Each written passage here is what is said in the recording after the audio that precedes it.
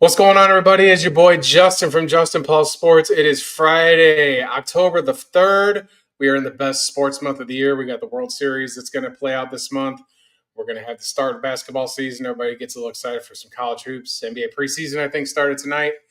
And we got college football. We're going to start getting into conference play for everybody at this point this upcoming week. And we're getting deep into our NFL season. So, well, not deep, but we're in the first leg of it. A lot of 0-4 fantasy football teams out there. But that's part of the reason why you watch this show is so we can give you advice on who to start and sit. And with that being said, let me bring on my co-host with the most from the great state of Mississippi. It is Bobby from Bobby's Big Board. What's going on, Bobby? What is going on, guys? We're in week 6 now, or week 5? Week 5, we're through the first quarter of the season. A lot of surprises, some big-time injuries as well. We'll go ahead and talk about that throughout the show. But, yeah, super exciting college football weekend as always, and we have some pretty intriguing matchups this weekend as well. So always excited to talk ball. I'll say that every single episode. Speaking of ball, I know this is off season a little bit, but UFL, real quick, they had their free agency start a few days ago, and then today, the owner of the UFL announced that 3 teams are going to be folding and relocating. He hasn't announced where they're relocating, but Memphis, who had terrible attendance, is out. San Antonio was kind of a shocking one because they had a bunch of people that showed up to that game because there's no competition at the Alamo Dome. So Memphis is out, San Antonio's out. And another one's out off the top of my head, just escapes me. But they're going to be moving. One of them's definitely going to Columbus because that was already announced. Looks like one's going to Orlando, and another one might possibly be going to Louisville. I mean, they're trying to do these MLS smaller stadiums, so you get a point of smaller emphasis on what they're trying to do. Because the spring football, you're not going to pull those NFL numbers. That's Michigan, the champion, is getting moved. I think that they were saying the cost of renting these stadiums was just out of control, so they're going to smaller venues, which makes sense. I hope they put a team out here in Arizona where the Sun Devils play. We got a few comments here. Let's get it, boys. We are excited. This is great. We're back on Friday night. That's what I love to see. My boy Paulie the Pipe. Thank you for joining me, Paulie.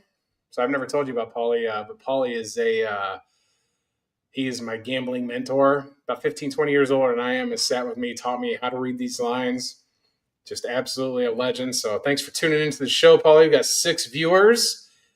And let's just get started with what we got going on this week, Bobby, unless there's anything you want to plug or promote before we start here. No, we got some content coming y'all's way soon on Bobby's Big Board, but nothing quite yet. So let's go ahead and get straight into it, guys. So now we've changed the format up a little bit. We're going to be going over the college games first instead of second like we did beforehand. So any guys that are into your college football, we're doing it first, save you guys a little bit of time. So first game, a little bit exciting. Texas going to the Swamp, playing Florida.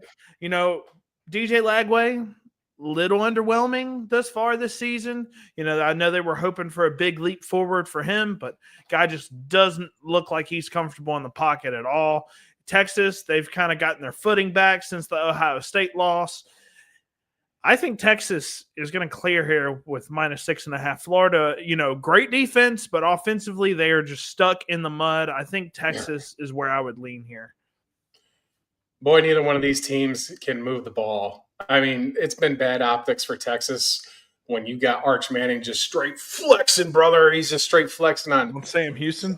Sam Houston State, folks. Like, you're flexing on Sam Houston State. That's like pushing down a small person and then flexing over him because you're just naturally bigger. But yeah, I think this line's really perplexing. But I'm going to take Florida in the 6.5 here. I know they're in desperation mode. I mean, Texas they're coming off the bye week, and they may come out there and go full throat and just absolutely destroy Florida. That's very possible. That happens. There's enough talent there, but Florida's got talented players too. But they've got the experienced quarterback. I think that they're going to be focused. They don't want to be embarrassed at home. So in this scenario, I'm going to take I'm going to take Florida. I'm going to take the Gators in 6.5 points at home here. I like that. I wish it was 7, but I think that's just more of a environmental matchup. I think Lagway finally gets it together. I mean, this team has played a gauntlet compared to what Texas has played. Texas has played Ohio State, But then after that, it's been a whole lot of nothing. So give me the Yeah. Gators. Take 6.5 at home at the Swamp. And I think it might be a really close, exciting football game. That's for sure. We need it. I love Lagway's intangibles with what he brings to the table with his arm. So I would love for him to pull it together for sure. But right now, I am completely out on him. One thing I do want to mention, you see our records against the spread thus far. So me and Justin very close, 16-13. I am 15-13. You are, and the only reason that you have one less win than me is because you avoided a couple of lines. I avoided a line. You avoided a line. One that you were just staying away from. So that's why there's a little variance there. But we both went 4-2 last week. We had some differing opinions on certain games, but nonetheless, we still ended up winning more than we lost against the spread. So we're still doing pretty good on the season. But the next game, a game that I know you're going to be tuned in for, the game that you're kind of excited about, you've got Vanderbilt number 16 going to Tuscaloosa. Tuscaloosa is looking to get that win back. Number 10, Alabama.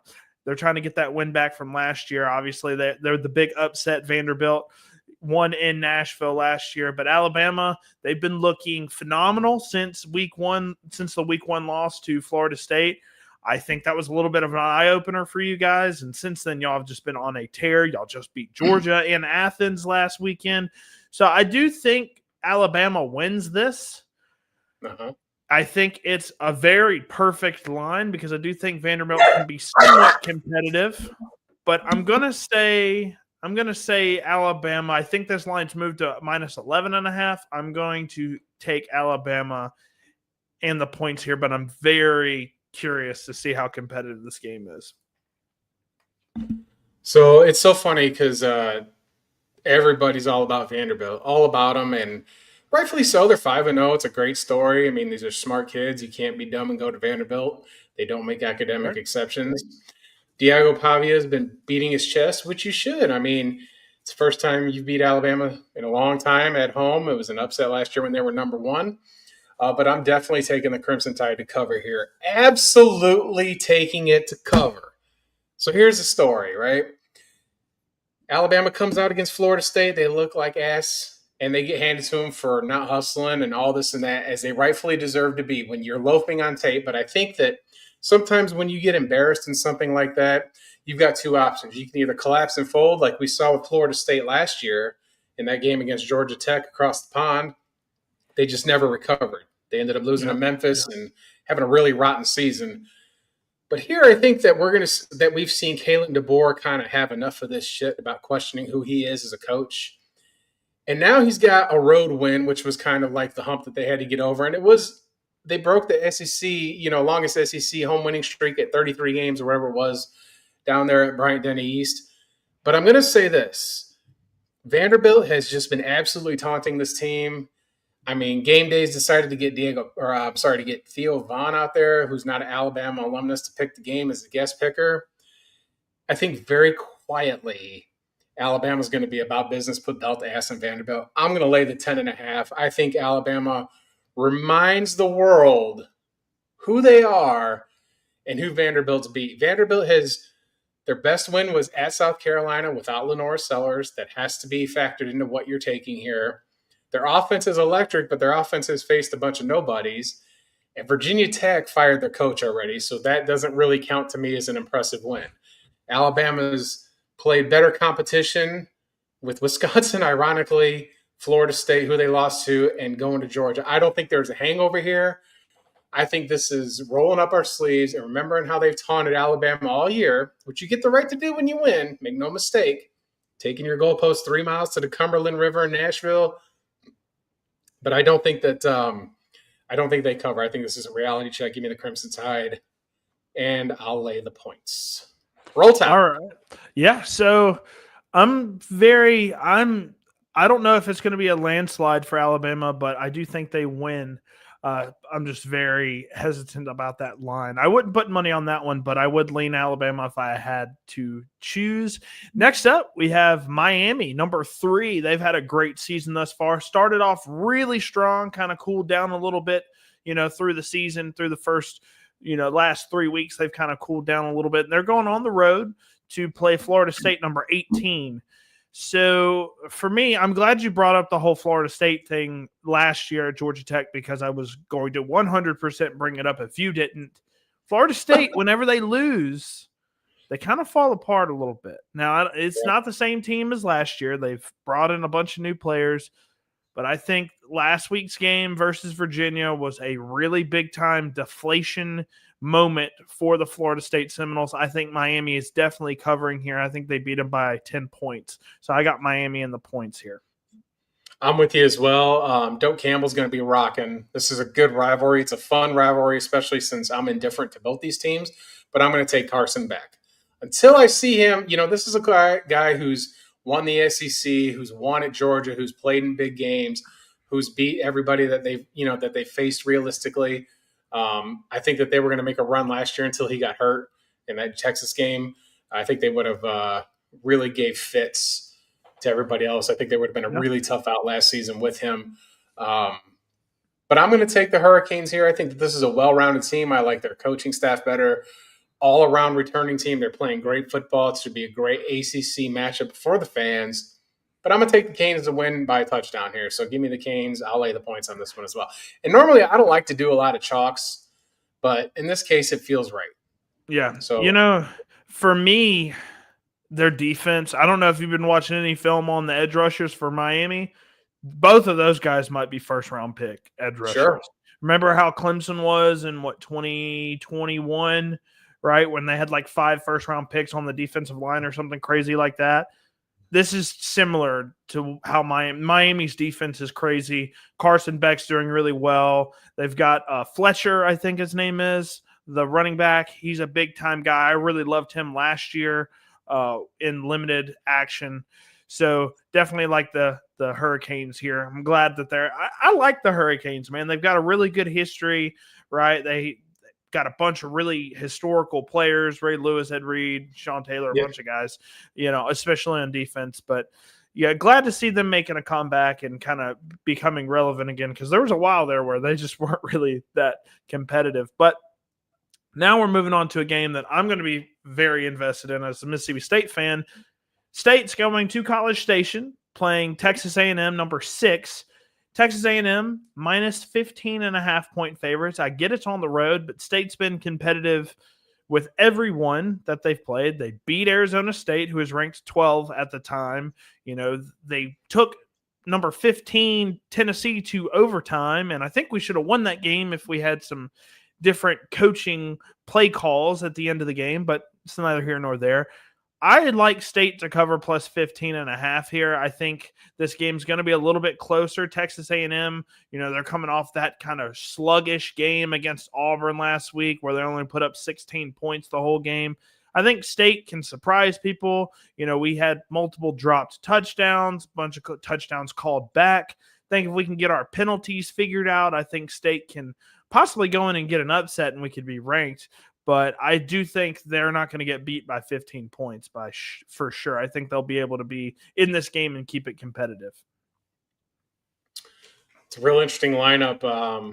I think that, Texas A&M, they struggled last week against it was Auburn, if I'm not mistaken. Yeah, 16-10. It's 16-10. I think in Auburn, absolutely, to my non-chagrin, has fallen off their high horse a little bit about what they were at the beginning of the season. Mississippi State has absolutely done amazing for themselves this season. I mean, started off with that was a 4-0 start. 4-0 start, and we took Tennessee to overtime. Right. Could have been 5-0.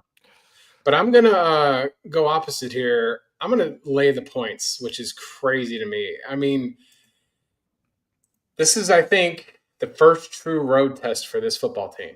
Yeah. All right. And Texas A&M has absolutely stacked roster. They've got a great quarterback. They've got quality head coaching there. And although the Yale Club is kind of silly, I think that A&M's got the horses to kind of beat Mississippi State deep. I mean, we saw their offense break open against Notre Dame, and that was the first time that you really seen an explosion offensively with a team like that. I think that they're going to feast on State's secondary here. I think this game gets out of hand at halftime. I'm sorry to say that to you, Bobby. But I'm going to lay – it's a lot of points, but I'm going to lay the 15.5 here. I'm going to take the Aggies. I think that they're a special football team. I think at this point they might qualify for the SEC championship, which is kind of crazy for me to say about this team, who's only Yeah. had one or a handful 10-win seasons. But like I said at the beginning of the year about Texas A&M, I said they would beat Texas on Thanksgiving night, Thanksgiving weekend, and for sure. So I do have investment in there. And Eric joined the show. Thanks for watching, Eric. He says he put a little future on A&M. I don't disagree with that. I think that's a smart bet. So I'm going to lay the points here. I'm going to take the Aggies, but I will never Well, say a little catchphrase because it's just absolutely ridiculous. now I will say Texas A&M, they're a better team than they were last year. I will say Yep. that 100%. Mississippi State is a completely different team from last Yes, year. agree. Completely different team, and we only lost to them by 10 last year. We went to Athens last year, only lost by 10. So I think we'll be able to cover here. I think we're way more competitive than we were last year. I mean, last year we won 2 games. We won 2 games. Now we've won 4, and I think we get our 5th this weekend. I'm a State fan, of course. I'm going to be drinking the Kool-Aid, but I think this is a game that we could win because I think people are overlooking us a little bit now because of the Tennessee loss. I think we have a little bit of surprises in store for them. So we'll see. I definitely think we're not going to get beat by that much. But next up, a very interesting line. Iowa State number 14 going to Cincinnati. I don't know if you have any insider information. I kind of tried to look a little bit while I was at work today. I don't know why Iowa State is underdogs here, but Cincinnati minus 1.5. I'm going to go with the ranked team in Iowa State and take the plus 1.5 for Iowa State. Am I wrong to do that, or like why is the line like this? I'm not quite certain. There must be some kind of situation here. I'm just checking to see if their quarterback's out because Iowa State, in that game against Kansas State, they were absolutely dominant to start off the season. Yeah. Rocco Becht is just the guy. Yeah. I just don't know. I can't quite see why this has been Is happening it to just them. because it's a road game? Like, I don't get it. You think that something's easy like that, but there's a reason why lines are like that. But I think it's more about Cincinnati. I mean, Cincinnati did go and pushed Nebraska to the limit earlier in Yeah, the season. I remember But that. I think that Beck pulls it out here. I mean, it's a good line. I would take the money line here. I think that they win outright. Yeah, But I don't think that this is a crush. There's a reason why the Bearcats have this line at home. I mean, it's a noon kickoff on your time. Just give me the Iowa State to win the game. I'll take the 1.5, but I think I would bet the money line just for the extra for the odds. All right, last but not least, another thing that I'm kind of confused about, number 24, Virginia, coming off the win against Florida State. They're going on the road to play Louisville. Louisville, minus 6.5-point favorites. I am taking the Cavaliers here because, they're kind of like the surprise of the year thus far. They've been playing way better than expected, kind of up there with State. Both of those teams have been, very much exceeding expectations, but with the win against Florida State, I think they're on a heater right now. They've got a ton of momentum. I think they go into Louisville, and I think that they can at least make it close. But, yeah, I'm taking Virginia plus 6.5.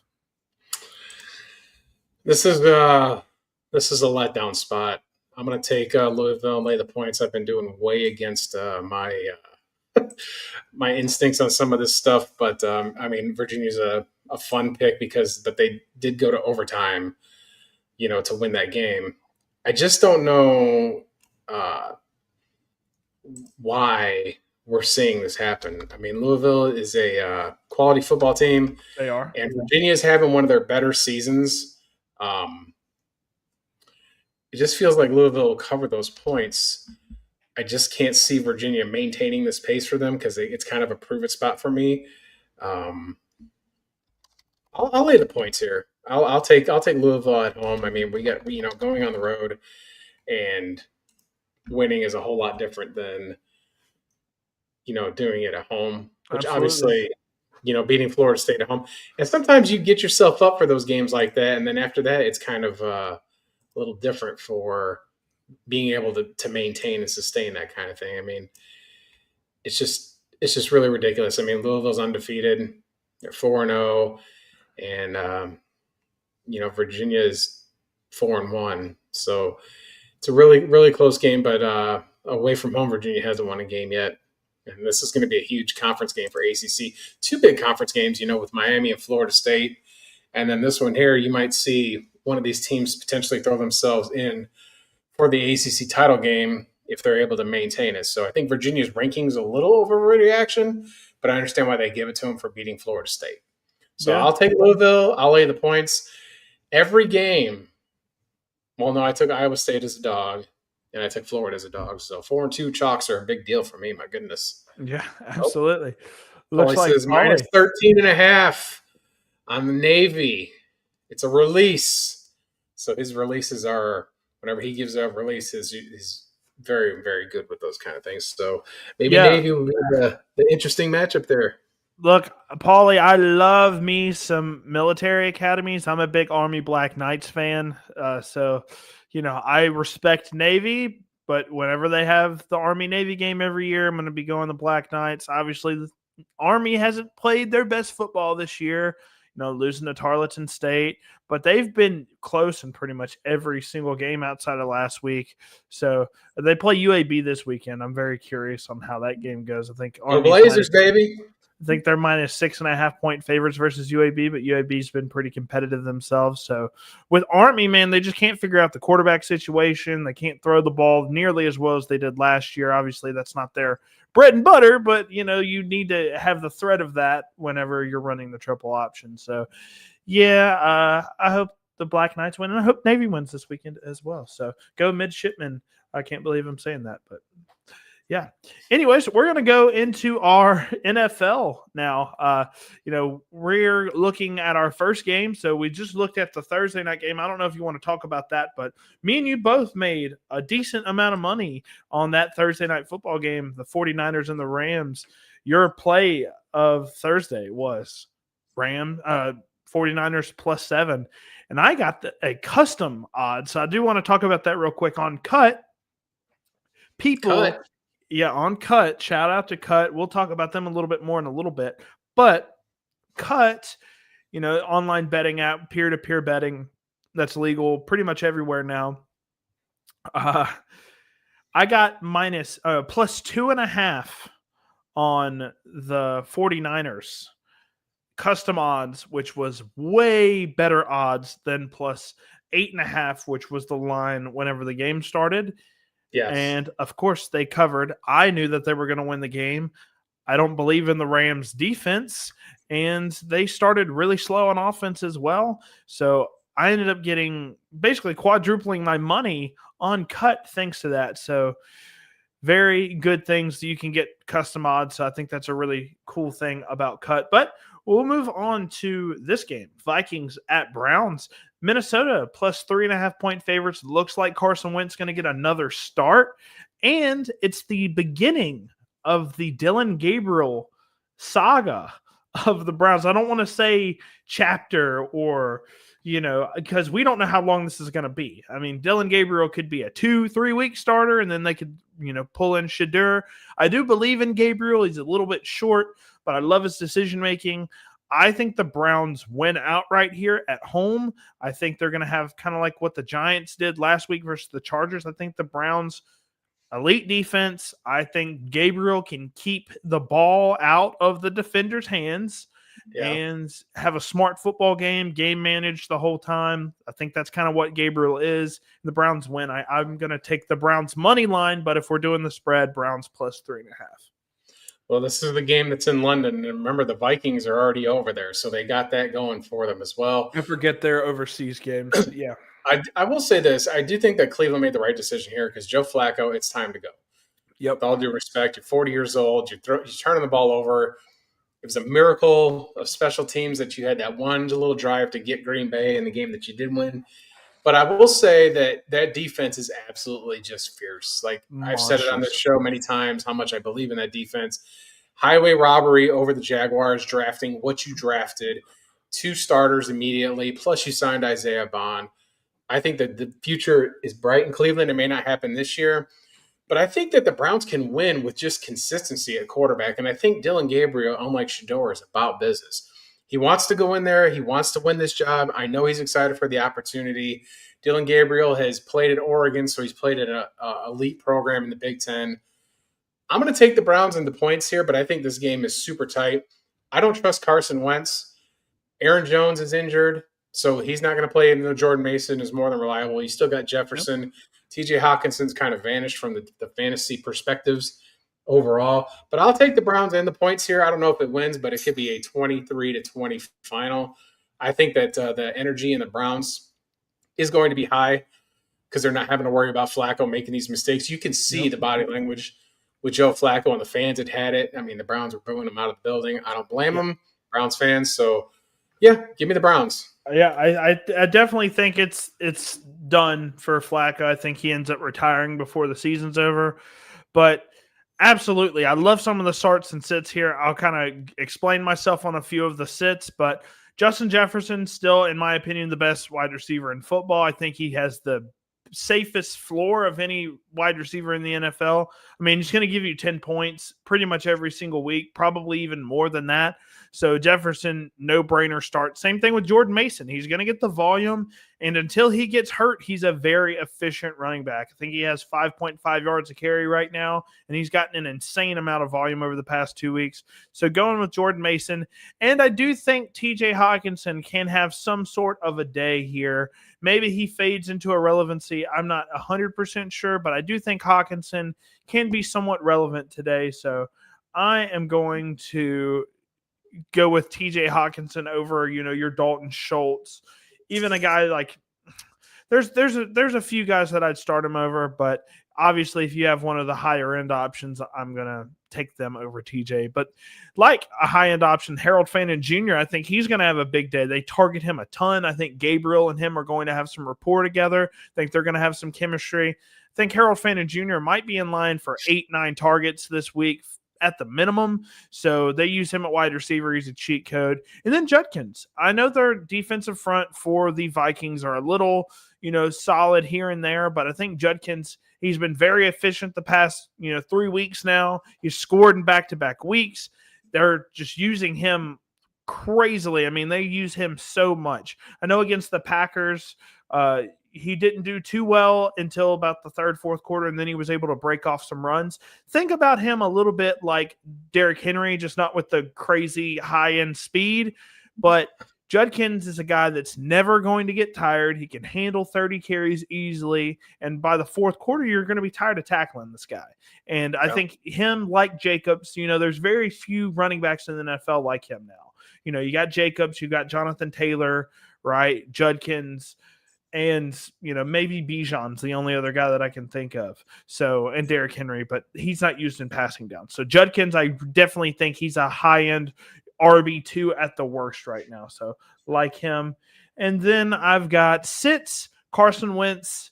He looks kind of all over the place. He'll do good for 3, 4, 5 pass attempts and then throw a crazy throw out of nowhere. That's kind of what he's been his entire career. So I'm staying away from him right now.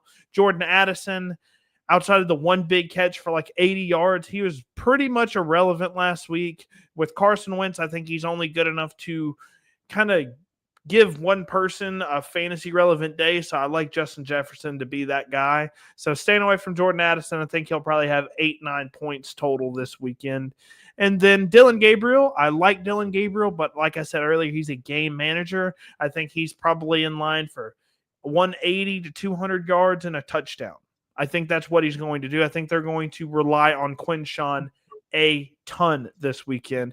And then Jerry Jeudy, I think he gets an upgrade at quarterback, in my opinion. Jeudy is going to have a better quarterback, but I still think his ceiling is his floor is literally 5 points. And I think I got to stay away from that for now until he proves that he can be a little bit more consistent with a new quarterback under center. And then a guy that I am excited about in Dynasty, Isaiah Bond. I was super excited about him. I thought he was a second-round talent. I know transfer to Texas. There was some bad blood there, and he was very inconsistent throughout college. I think he has not a single game over 100 yards in his whole entire collegiate career, which is interesting. But he's a guy that's just super fast. He's a speedster. He can break the game with his speed out of nowhere. I think they needed a guy like this that can stretch the field. Tillman's out. Judy is, kind of fast with the ball in his hands, but like Isaiah Bond a ton, I think Bond can have a decent day, but I need to see a big day. I need to see what Gabriel does with this offense first before I feel comfortable starting him. So based on all your projections, I'm not starting any Viking except Justin Jefferson because the Browns defense is absolutely ridiculous. Yeah. They're going to be in a position to make better plays because they don't have Joe Flacco out there. So I think that the Vikings, are going to be it's going to be tough for them to score. I'm not big on Carson Wentz. There's a reason why he's on the bench or why he's only starting because, of the injury to McCarthy. I think the Vikings have a long-term issue at quarterback. I'm not a J.J. McCarthy guy. I'd start JJ, I'd start Fannin, and I'd start Judkins. And then the rest of them, I'm agreeing with sitting on them. Yeah, I saw that. That's amazing. It's a tough game to kind of have fantasy players for. I've got a handful of Browns players in my dynasty leagues. I like Judkins a lot. He's a 3-down back. So I'd feed him all day. Fannin Jr., I'm in accordance with you as far as thinking he's an elite talent. But the rest of these guys, Dylan Gabriel until further notice. Isaiah Bond until further notice, you just got to see it. So let's go on to the next one. Absolutely. You got to see it. And I will say Jordan Mason, he's playing an elite defense. I do think that the game will be close enough to where he probably gets 20, 22 carries. And whether or not that's like Tony Pollard 20, 22 carries or JT 20, 22 carries, I'm not sure. But, Tony Pollard with 22 carries gets you 70, 80 yards, and that's it. Jordan Mason, he could get you 140 and maybe a touchdown. So it's very curious. I would like to see how he does against this defense, but just based on volume alone, I feel like you have to start him. But going on to the next game, got one that I'm kind of excited about. The Raiders are going on the road to play the Indianapolis Colts. Indianapolis, minus 6.5-point favorites. They did fall a little bit. They lost their last game. Danny Dimes showed some kinks in the armor finally. Dude was just rocking and rolling those first few weeks, man. Wow. Yeah. But he showed a little bit of struggles last week, but they play the Raiders, who their defense is middle of the pack. Their offense is struggling a ton because Geno Smith, he's either on it or not. I think the Colts minus 6.5, I think they win by a touchdown. I would feel comfortable with them winning by a touchdown because their defense is playing decently. JT's one of the best running backs in football. And Danny Dimes in this offense, man. Tyler Warren's looking amazing. I like what the Colts are doing more. I do think Genty, though. We'll talk about him in a second. But Indianapolis minus 6.5 for me. I'm going to take the Raiders and the points because I think these teams are more evenly matched than people think. Yeah. Like you said, the Colts have been just absolutely rolling people to start the season. Didn't punt. They were absolute wagon is a term that young folks like to use. But both of these teams have great running backs. They like to tease Genty for being at Boise State, but he showed that he can play football. The Colts got Taylor. Neither one of these teams have elite quarterbacks. The Colts have a better rushing upside with Daniel Jones. The game's indoors. Both these teams play indoors. I'm still going to trust Pete Carroll a little bit more. I think the Colts win this game on a game-winning field goal. So I'm going to take 6.5 points. If this gets bumped up to 7, I'm definitely locking it in for a play. They still got Jacoby Myers. I know Brock Bowers hasn't practiced all week, but they said that he's going to be on a snap count. But they do have Mayer to back him up, who's not nearly as good as Brock Bowers. And they still got Jacoby Myers. They still got, I think Dante Thornton's going to get a touchdown. If I was to do a touchdown prop, it would be him. I think he's going to smoke somebody, get one of those nice, 50-yard touchdowns because the dude is just a freak athlete. I don't like Tennessee players worth a lick, but that guy can just smoke it. 6'4", runs like the wind. I think he's going to cook somebody. I think we're going to see Geno to Thornton for a touchdown in this game for sure. I'm looking forward to it. I think it'd be fun. I don't like indoor football. I preach against that stuff all the time. I think it takes away from it. Fun fact, Bobby, when I was in high school, I went to Indiana. I grew up in Indiana. My junior year in high school, we got to play in the old RCA Dome where the Colts are. So I have been in an NFL locker room. Heck yeah. Awesome. That was a long time ago, though. That was back when dinosaurs roamed the earth. You see all this white hair right there. So here's some of the start sets. So Daniel Jones, I think the defense, like I said, is a little bit middle of the pack. I think Daniel Jones can have a decent day, a decent bounce back day. He was still, somewhat fantasy relevant last week. even though he only threw a touchdown and a pick. Jonathan Taylor, if you're not starting him, I don't know what you're doing. Every single week, Jonathan Taylor has the upside to go for 30, 40 points. So JT, definitely a start for me. And Tyler Warren scores his first touchdown on the season last weekend.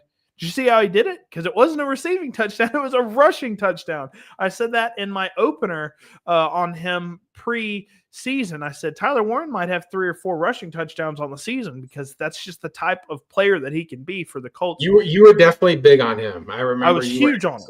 Big on him. Yep. Yeah. He was my tight end 1, and it wasn't particularly close. I wasn't a big Colson Loveland guy. I had him as my tight end 3, had Harold Fannin Jr. as my tight end 2. So from a person that played the position, I feel like I got a pretty good beat on, what's successful at the NFL level in terms of a receiving threat. So Tyler Warren has been killing it right now. He actually leads the team in receiving yards and receptions still, if I believe, as of this week. So Tyler Warren, definitely a start for me, especially in tight end premium leagues. I mean, he's just an auto start. And Genty, people were, kind of hopping off the hype train on Genty a little bit, right? Because the blocking's been atrocious. Up until last week, he had more yards after contact than he actually had yards, which I don't even know how that's possible, but that means he got tackled behind the line of scrimmage a lot. Well, that's not on him fully. I mean, if you're getting tackled behind the line of scrimmage, there's issues up front for sure. Yeah, the blocking's been atrocious. He hasn't had much leeway to go anywhere, and you see it on every single play, man. He's trying to make something happen, and you saw it last weekend. 3 total touchdowns, 140-something yards, RB1 on the week last weekend.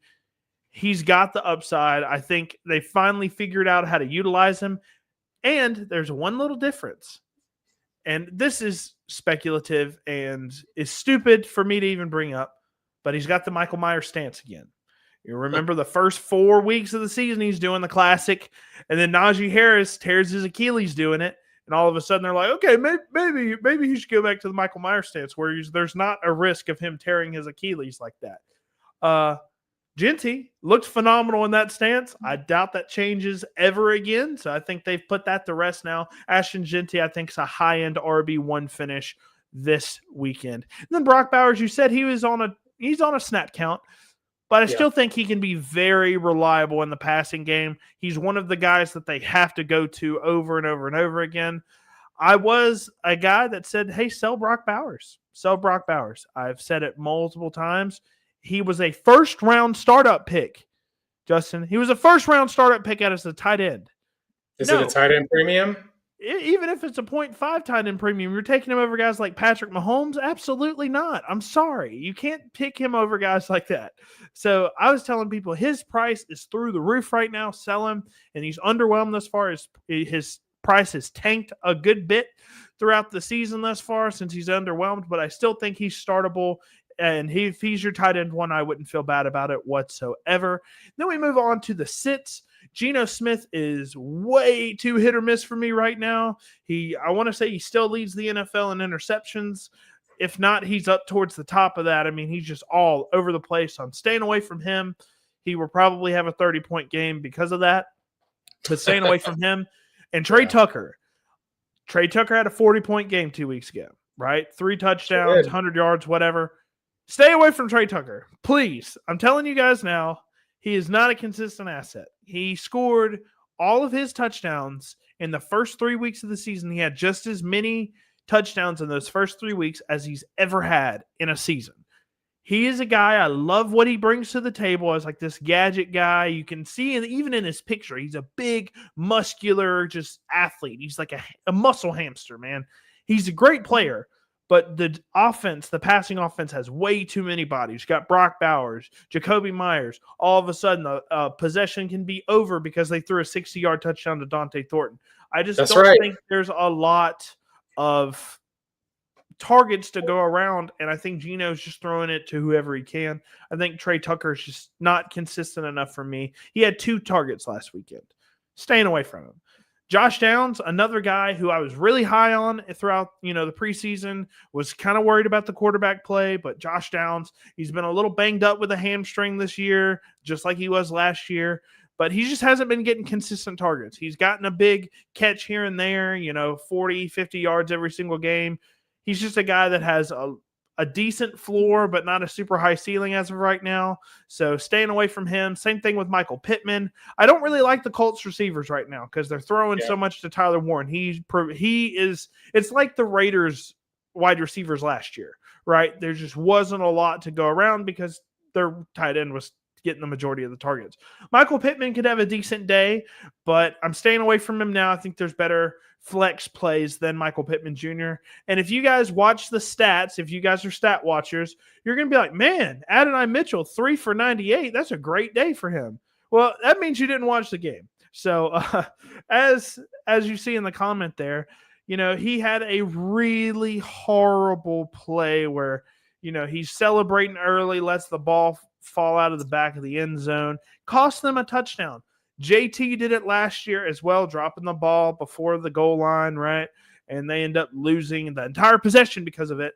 Adonai Mitchell, I love as an athlete. He's a super freak athlete, and I love his separation ability, but that is just kind of like a big no-no. I don't know if that affects his snap share. It might. But even if it doesn't, I don't like any of the Colts receivers this week, so staying away from all of them. But yeah, Adonai Mitchell, I guarantee you that never happens again because you've got a guy that's done it in JT. JT's going to be like, hey, man, just make sure it never happens again. Hold on to the ball. Never let that happen again, and I guarantee you that will never happen again. He was also lined off sides on a touchdown play, too. So the Colts absolutely could have won that game last week. But sometimes it just happens. You got to see how they respond to it. So I like your sits. I like your starts here. I wouldn't start Bowers until I got a better health read on it. Yeah. Try and pick up, another tight end on your just in case he can't fully go. I mean, Brock Bowers had these injury issues way back from Georgia. But when he's on, man, you just can't miss. And I don't know how he'll do against a Colts defense at 50%. Yeah. I don't know if he can take over a game like somebody who used to be able to do that at that position, like Gronkowski or Kelsey. I mean, he's obviously got the tools to do it, but he doesn't have an elite quarterback to do that yet, even though he did it last season. I mean, last season he was doing it with trash men throwing him the football. Yeah, Aiden O'Connell. Yeah, like it's a wait and see. But there's not a Colts receiver that I've liked in years to ever play in fantasy, ever. Yeah. It just always seems like it's a disaster piece. I would avoid them at all costs. So good start, sit list there. Yeah. And look, we have 27 viewers right now. We've been steadily growing. Thank you guys for watching. If y'all want to hop in the chat, look, absolutely, we answer any and all questions. So if you got any specific trades you want to talk about, any sit stuff, things like that, just let us know, man. Hop in the chat. We'll chat ball for sure. It looks like Eric Etop Sports here. It looks like he's on X chatting. I didn't know that we can get comments through X like that. So if you're on there, absolutely ask questions. We'd love to take questions, whether it's betting, whether it's the fantasy football. This is just kind of like your first stop shop for NFL. We've already done our college picks, but even if you have questions about that stuff, and if you guys could please subscribe to my YouTube channel. I'm trying to get to 200 subscribers, working my way up. It's just kind of been stuck in the 180s range. Tell a friend. It's free to subscribe. Absolutely. So I'd love to get that. Try to grow what I'm doing here. Let's go on to the next one. Yep, we're going to go straight through them, man. Let's go to the next one. So we've got the New York Giants at the Saints, and the Giants are dogs in this game. Crazily enough, the Saints are 1.5-point favorites at home. Now, I will say the Saints last week versus the Bills played way better than a lot of people expected them to. I told you guys that they were going to cover, and they covered. It was a very competitive football game. And at this point, I got to ask you a question. Sure. The Saints, let's say they're bad enough to where they are 101.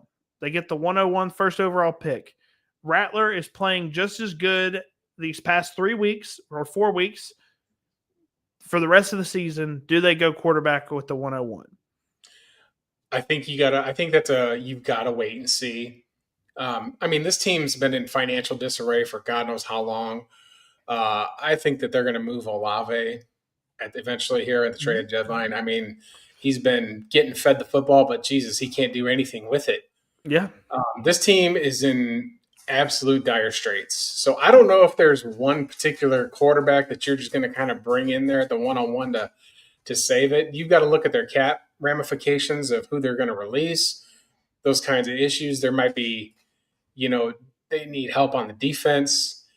I don't think that they go quarterback with the 1.1. I think they might trade out. This is a team That's where exactly what I was going to say. I think they trade back and do something like the Browns did and just get a haul, right? Yeah, Because the and there Browns will are be looking teams. pretty into draft capital right now. There will definitely be teams that are going to want to trade up in this draft, depending on how the season plays out. So I think the Saints are in a spot where they would trade out and just get a pick next year as well.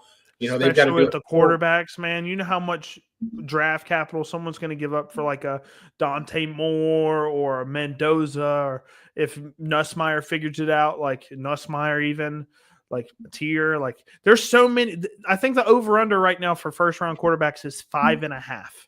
Isn't that crazy? Yeah. I would trade out. And in this game, as far as the line goes, I think the line changed dramatically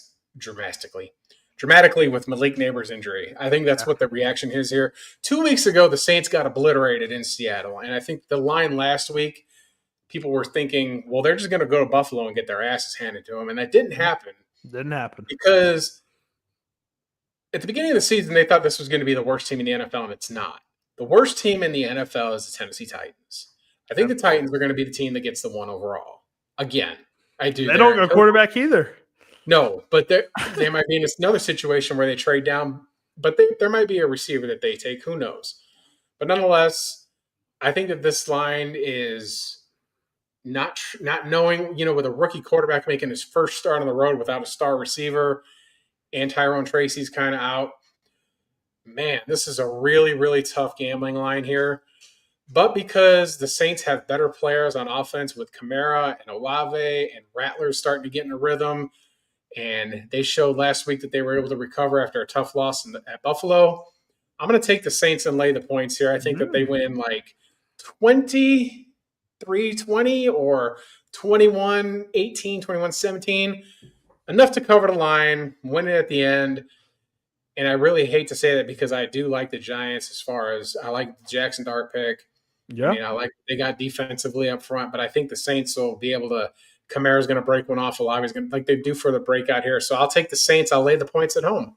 So I'm going to go the opposite. I think the Giants will win this game because of the defensive players that the Giants have. They have a sneaky, not even sneaky. They have an elite front seven when it comes to the name value, right? Thibodeau, Dexter Lawrence, Brian Burns, the guy that they just got this year from Penn State, Abdul Carter, right? So they have a bunch of guys, and I really like their wide receiver room too. I love Wandale. I think Darius Slayton's really underrated. Jalen Hyatt has done nothing, but Cam Scadaboo's coming into his own. He's getting a ton of carries, looking pretty efficient there. I wasn't super wowed with Dart last week when, they beat the Chargers. I thought he was fine. I didn't think he did anything, overwhelmingly skyrocketing to his value, but I do think he can be solid. I'm very curious to see how he does against the Saints, who aren't as good of a defense as the Chargers. Maybe he goes off. I'm not sure, but I'm going to go with the Giants here. And let's go ahead and go into some of the start-sits. I have Jackson Dart starting. I have him as a start for me. I think he's a solid QB2 in flex because of the rushing upside. I don't know how well he does in the passing game. I think he's solid there. He needs to develop a little bit more.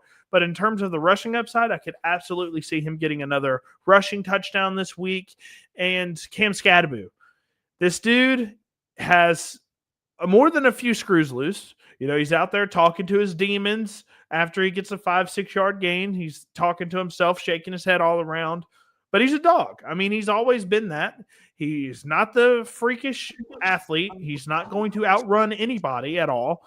But his strategy is, I'm going to hit the hole and I'm going to run straight until someone brings me down. And just so happens, Cam Scadaboo is a guy that's really hard to take down. I mean, he might be the hardest running back to tackle in all of football right now, and he is a rookie. he just has a freakish ability to where he can just break through tackles. That's just what he does. And Cam Skattebo, they've been feeding him the rock like crazy. I think Dart, they're trying to take as much pressure off of him as possible. So Skattebo, I think, is set to get 20 carries at least this game. So Skattebo, definitely a guy that I'm starting. Wandale, he already had a great floor of like 8-10 points. He has an even better floor now, and he's the wide receiver one for this team. I think Wandale, very underrated guy. I think he's going to get a ton of targets, so definitely starting Wandale. And Spencer Rattler, it's time to start talking about it. Like I said it last week. He did decent, 15 points last week. Spencer Rattler is just a guy that he hasn't thrown a pick yet. He's got like 6 touchdowns on the year, 7 touchdowns on the year, something like that. He's been playing great football. He's been smart with the football. He can run when he needs to. He's not making any dumb mistakes. He looks really sharpened. And that's something I really liked because I was not a Rattler fan when he was at Oklahoma. Wasn't a Rattler fan not because of the bad player, but because of the personality issues that I saw. Once he's gotten to the NFL, he got humbled. He was a 5th-round pick. Definitely got humbled. Not that 5-star caliber anymore, right? You got to work for it now. It's the NFL. You got to be a big boy. You got to be somebody that's not an asshole.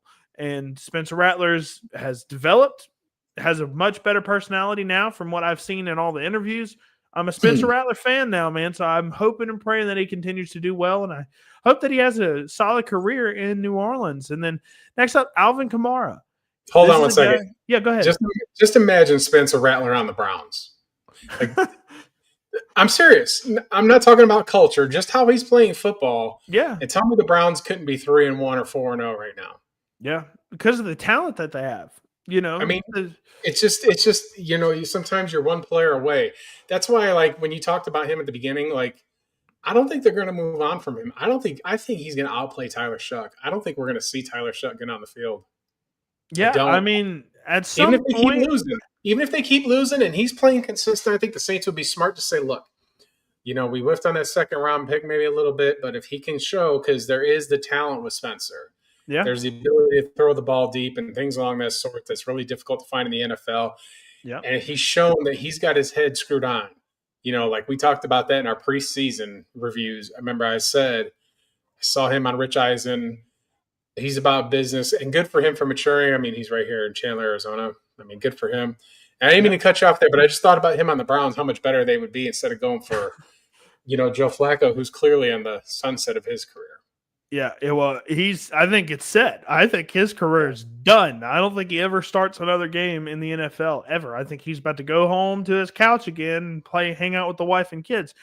But yeah, Rattler and Gabriel, I think, are similar sorts of players, but Rattler has much higher upside because of that arm and that gunslinger ability. Dylan Gabriel, not so much of the arm strength, but a little bit smarter when it comes to understanding passing concepts and things like that. But I think Rattler's grown a lot in that area. And then last guy I want to start, Alvin Kamara, gets the passing volume. He gets the running volume. I know – what was his name? Kendre Miller had a decent showing. I think he had 12 carries, but it was just 4th quarter. Kamara was a little banged up, I believe, and they just gave Kendre the rock because he was hot, right? Same thing with Rachaad White a few weeks ago. When running backs get hot, you just keep feeding them the rock. But guys, Alvin Kamara is the starter. I wouldn't worry about it. He's going to continue to be fantasy relevant until, hopefully not, he gets hurt. Could be a trade candidate as well there. He could be a Dude, trade if candidate. he can be on the Chiefs, can we get it? Can we get him, please? Seriously. Can we give him a 4th-round pick and get him? Please. Give me Alvin Kamara. Somebody, please, to run the ball. Pacheco, cool. Kareem, great short yardage back, okay? I like our rookie, Brashard Smith out of SMU. Yeah. Great 3rd down back. Offers a little bit of, versatility, punt return, kick returns, whatever. We need a running back. Okay, I think they might. I don't know his contract, but I think Kamara and Olave are trade candidates, and Breece Hall as well. But I think Kamara more because he's a veteran. Somebody might reach in and try and snatch him. Who's in a playoff push? We're still too early in the season to see who that might be. Yeah, but Kamara's got the receiving upside. He had that game on Christmas when he scored 6 touchdowns. It's all there. Ignore the squeaking. I got a dog, y'all. But I'm just saying, nonetheless, I think that somebody might pick him up. it just, these injuries are crazy, and Yep. anybody can go in there and try and swoop him up just to. I mean, I'm just trying to think off the top of my head. I don't see any major injuries to where he would be picked up by somebody right now because everybody out west seems to be covered. I mean, the Cardinals, if they win their game and start getting a little bit of push, he might be a little bit of a pickup there. You I never think know. The Cardinals are in desperate need of a running back. The Kansas Chiefs, City. the Kansas City. I think the Commanders. If Ja'Cory Cross-Merritt doesn't work out, I think they could But be they in. love him. They crowned his ass. Look, But everybody loved I that like guy. JCM, but we'll see how he ends up Okay. doing because you How got about to this? talk to. How about Kamara going to Denver? Go back to Sean Payton. They got who do they got there? RJ Harvey's a rookie. I mean, is he going to be able to J.K. get you Dobbins for? is leading the NFL in rushing, I think, right now. Okay, J.K. let's go Dobbins to your is up six. there. So for the sits, Rashid Shaheed, I've told you guys all year.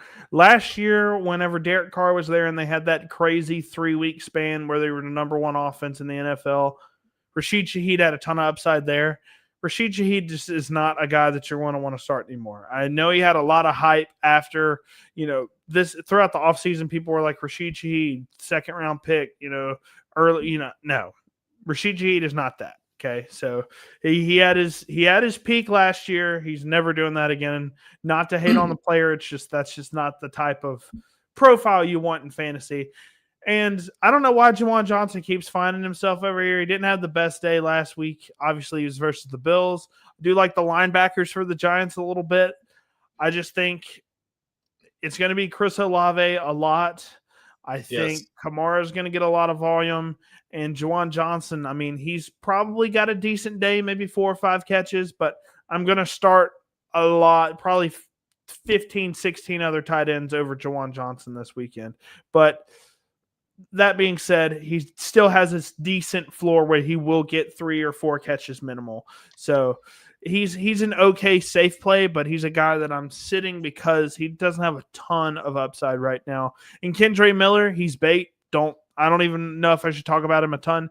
He's bait. Stay away from him. He might get 4 carries this weekend. I would not be surprised whatsoever. Jalen Hyatt, I know these Darius Slayton and Jalen Hyatt. I just said Darius Slayton's really underrated. Both of these guys got like 9-10 point projections right now in PPR formats. Stay away from both of them. Jalen Hyatt hasn't caught a pass this year. Last year he had like two or three targets. I mean, he has done nothing throughout his There's NFL something career. going on there. There's something going on there because everybody at Tennessee loved this dude. I mean, he lit Alabama up in that game 3 years ago when they scored 50-something points. So there's something going on with Jalen Hyatt where they're not giving him opportunities. I can't tell what it is. It's amazing to me because I thought he would be a little something, but I wouldn't even roster him. The only guy that you have missing on the start sits is I would start Olave just because of the volume I'm he's iffy on getting. him. I'm very iffy on him. I kept him off of here because it's like I don't feel strongly enough to start him in my flex spot, and I think it's stupid to sit him because he's probably going to get 8 or 9 targets minimal, but those 9 targets could be 4 receptions for 32 yards, So it's like I'm staying away from him. I wouldn't have him. I don't have any shares of Chris Olave because the injury concerns, the quarterback situation. I didn't know if Rattler was going to be the guy because, he had more interceptions than touchdowns last year. So I was scared of the offense and, he's been decent, but yeah, I'm staying away from Olave for now, but I wouldn't feel bad if I had to start him. And then Darius Slayton's the same sort of way as Hyatt. I think Darius Slayton gets some catches, but I don't think he's going to meet 10 points. Yeah. Unless he gets just a random touchdown. And that's the 101 in fantasy. If you are banking on a touchdown to get this guy a decent fantasy day, do not start him. You need a guy that's getting consistent volume. Wan'Dale, I don't even know if Wan'Dale he does have a touchdown on the season, but every other week he's been fantasy relevant because he gets targets.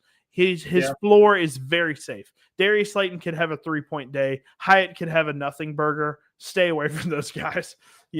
Upside, of course, but no, stay away from them. So next. All right, next up, A little bit of interesting matchup here. We've got the Dallas Cowboys going on the road playing the New York Jets. So they got to go a little bit of ways. But Dallas, in my opinion, they tied with y'all last week. I thought that y'all might go for the win because, a tie is kind of deflating for both teams. But at the end of the day, you have to play smart. So I understand going for the tie there, but Dallas minus 2.5 points. I think Dak, despite not, thriving in the stat sheet, he's been playing very good football.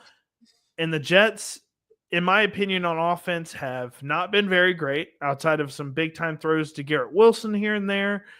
Justin Fields he can't stay in the pocket. I mean, I watched him last week and I was just so irritated watching him play because he's just got to run around. He's got to run around. It's like, step up in the pocket and throw, man. Just play rhythm. He just can't do that. He's incapable of doing that right now.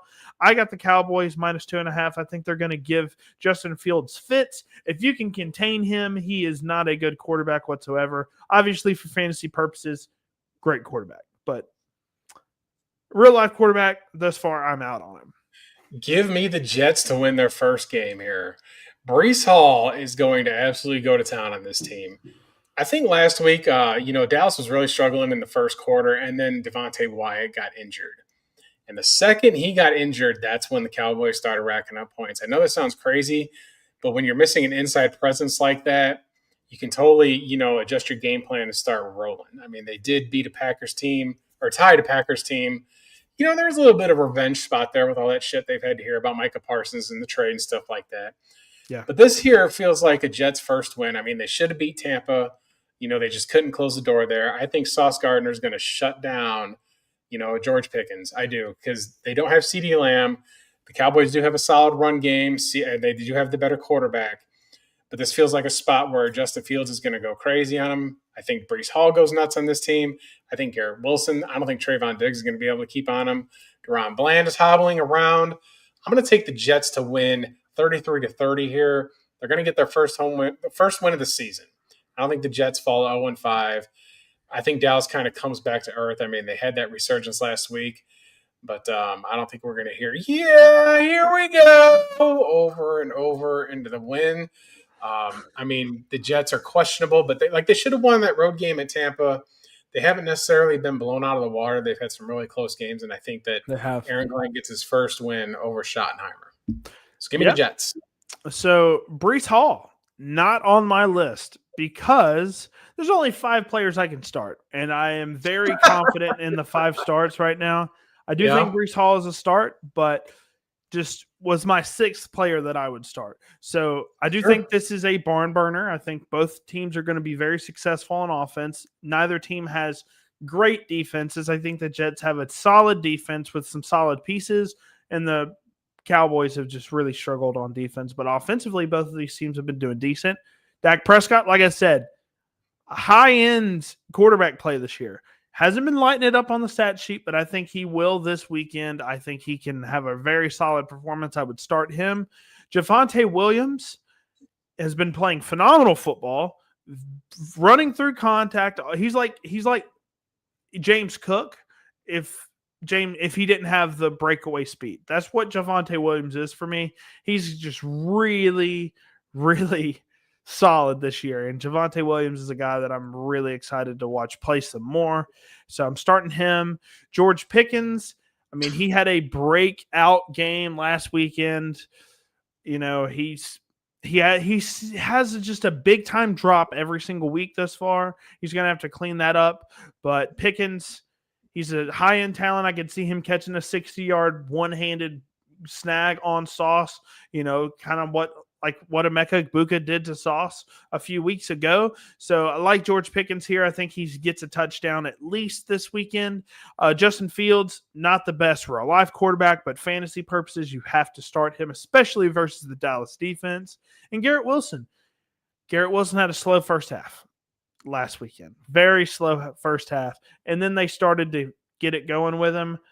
I think Garrett Wilson is going to have a phenomenal game. Like you said, Trayvon Diggs is just not going to have anything for him. Let's see. Who would you drop to get Brenton Strange or Jake Tungus? I got Jawan Johnson, Kittle, Hollywood, Chubb, Krosky, Merritt, Kenneth Gainwell. I wouldn't drop any of those guys to pick up one of those tight ends. I mean, I might drop Hollywood out of that group or Chubb because I think that backfield goes to Woody Marks. I'm definitely going Hollywood, dropping him. He just doesn't get the target volume anymore, especially with Worthy back. Already started Devontae. Yeah. For a wide on bye. receiver That's too. And he's got his Jacobs on bye. Chubb, Travion. I would start probably Travion and Krosky Merritt as your running backs right now. I don't know if Nick Chubb has the upside right now. I would go Travion and Krosky Merritt as my running backs. Wide receivers.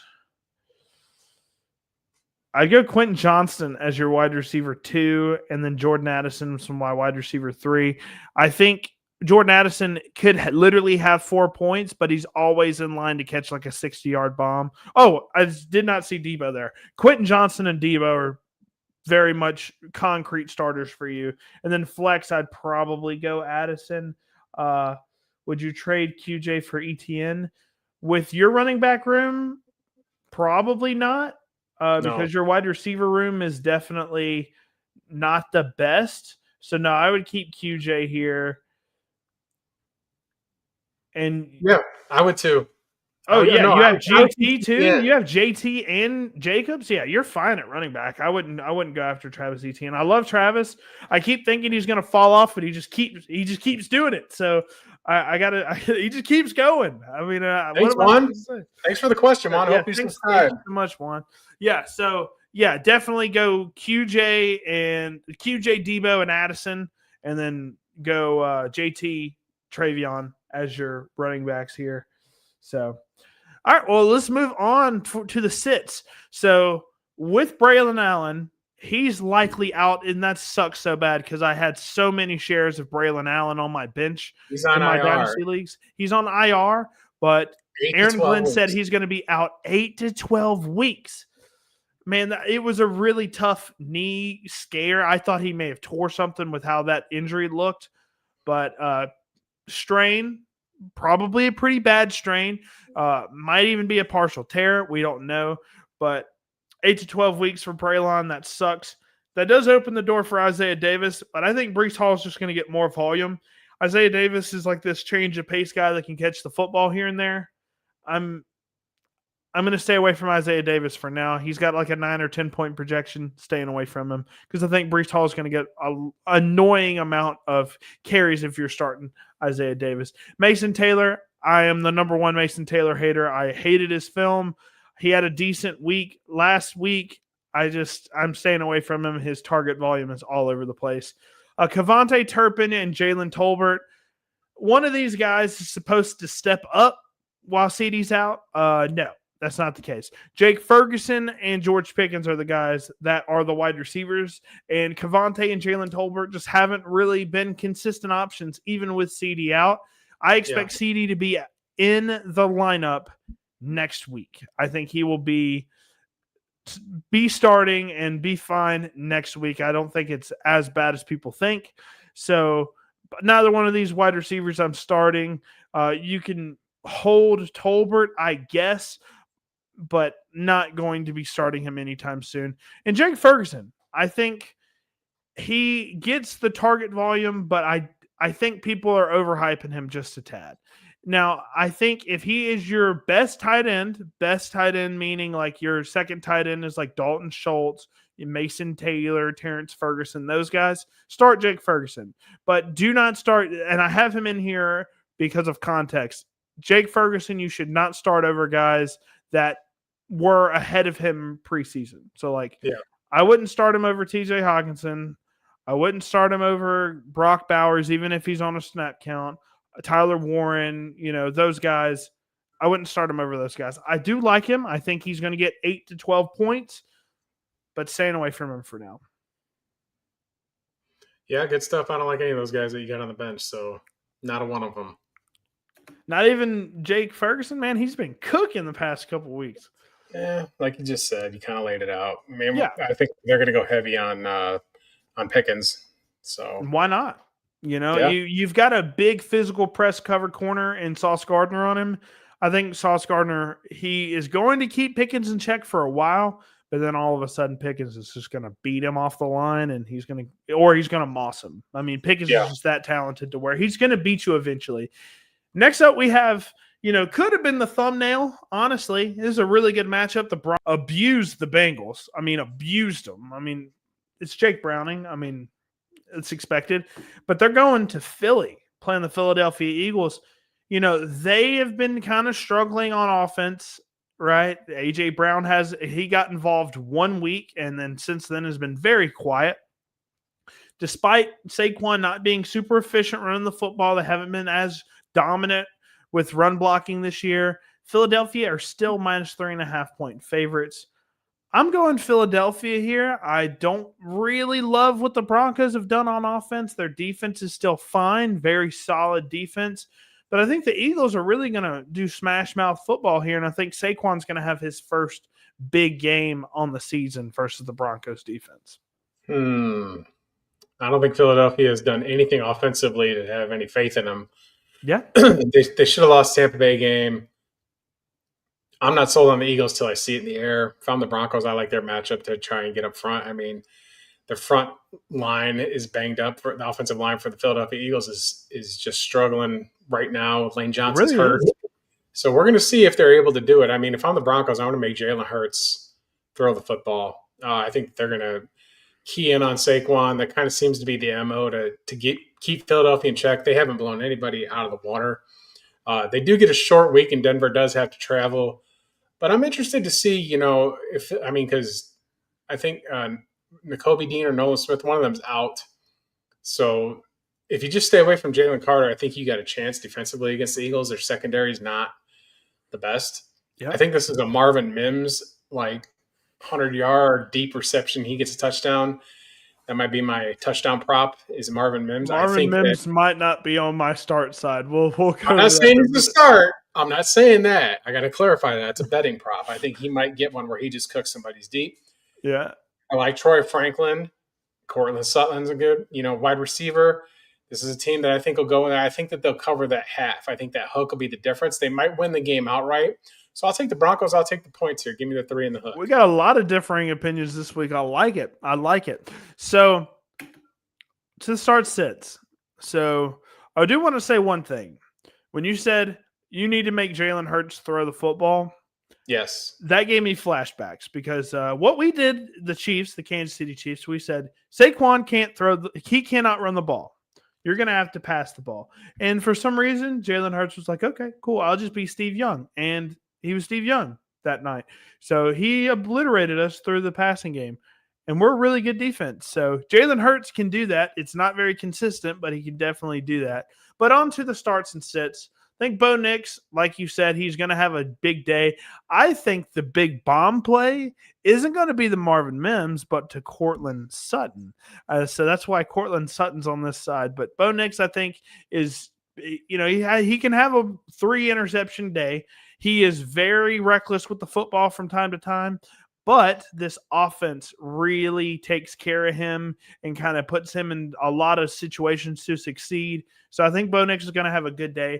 And to segue to that, the reason why I think this offense is set up to succeed is because of how they get going in the run game. J.K. Dobbins is, I believe, if I go to Sleeper and check real quick, I think right now J.K. Dobbins is coming off back-to-back 100-yard games. Let me see. J.K. Dobbins, no, he had back-to-back touchdown games, and this was his first 100-yard game, and he is averaging 5.6 yards a carry, and he's top 8 in the NFL in carries. So very efficient back until he gets hurt. Unfortunately, with J.K. Dobbins, he's always been really talented, but he always gets hurt. J.K. is a very dominant back. I would start him. If he's your RB1, I wouldn't feel bad about it at all. So starting J.K. Dobbins no matter what here. Cortland Sutton, he had a pretty solid day last week. I want to say 80 yards and a touchdown is what he did last week. Actually had the really funny, it was Sutton. One guy had Sutton going, and Deke, who you know pretty well, had Bo Nix on the other side. So he had like a 10% projection, 10% chance to win once he threw the touchdown to Sutton, and then he came out and threw a couple more touchdowns, and it was fine. But Cortland Sutton, I think he's still the number one option in this offense. Loved Pat Bryant. Pat Bryant hasn't done much this year. He hasn't gotten onto the field yet. So Cortland Sutton's still their wide receiver 1. Jalen Hurts, he's a no-brainer. QB1, he's going to get a rushing touchdown probably. So keeping just Jalen Hurts as my QB1, not feeling bad about it at all. And then Saquon. Saquon, if you look, he's the RB 12 or 11 right now on the year. He has a ton of volume, and he hasn't done much with it. He's a pure volume merchant right now, even though he's a great talent, great talent, and he has a lead upside any given week. He just doesn't have those 60, 70-yard touchdowns like he's had in years past. They've really been anchoring down on Saquon's not going to get to run the football, and they've been stacking the box against him, and the run blocking hasn't been as good this year. Still, he will get probably 20 to 25 carries this weekend, and that's what you need in fantasy. You need guys that are going to get volume. Regardless of whether they score 30 points or 20 points or 10 points, you want the guys that get volume because you get a higher chance of them popping off a big run. So Saquon, that's a guy that I'm starting every single week, and I'm not feeling bad about it at all. RJ Harvey on the sits list. I love RJ Harvey. I think he's a great explosive back with a lot of high-end traits. But if you look at the stat sheet, he had a touchdown, had really good efficiency yardage last week. All came in garbage time. It all came in garbage time. This game will probably not have a garbage time at any given chance. I think this is a very competitive football game. RJ Harvey's not going to get as many carries as he did or as many touches as he did last week. So he's a little bit of bait. I do like him as a long-term play. As soon as JK gets hurt, his value skyrockets. But right now, do not start him. Same thing with Mims. It's kind of weird.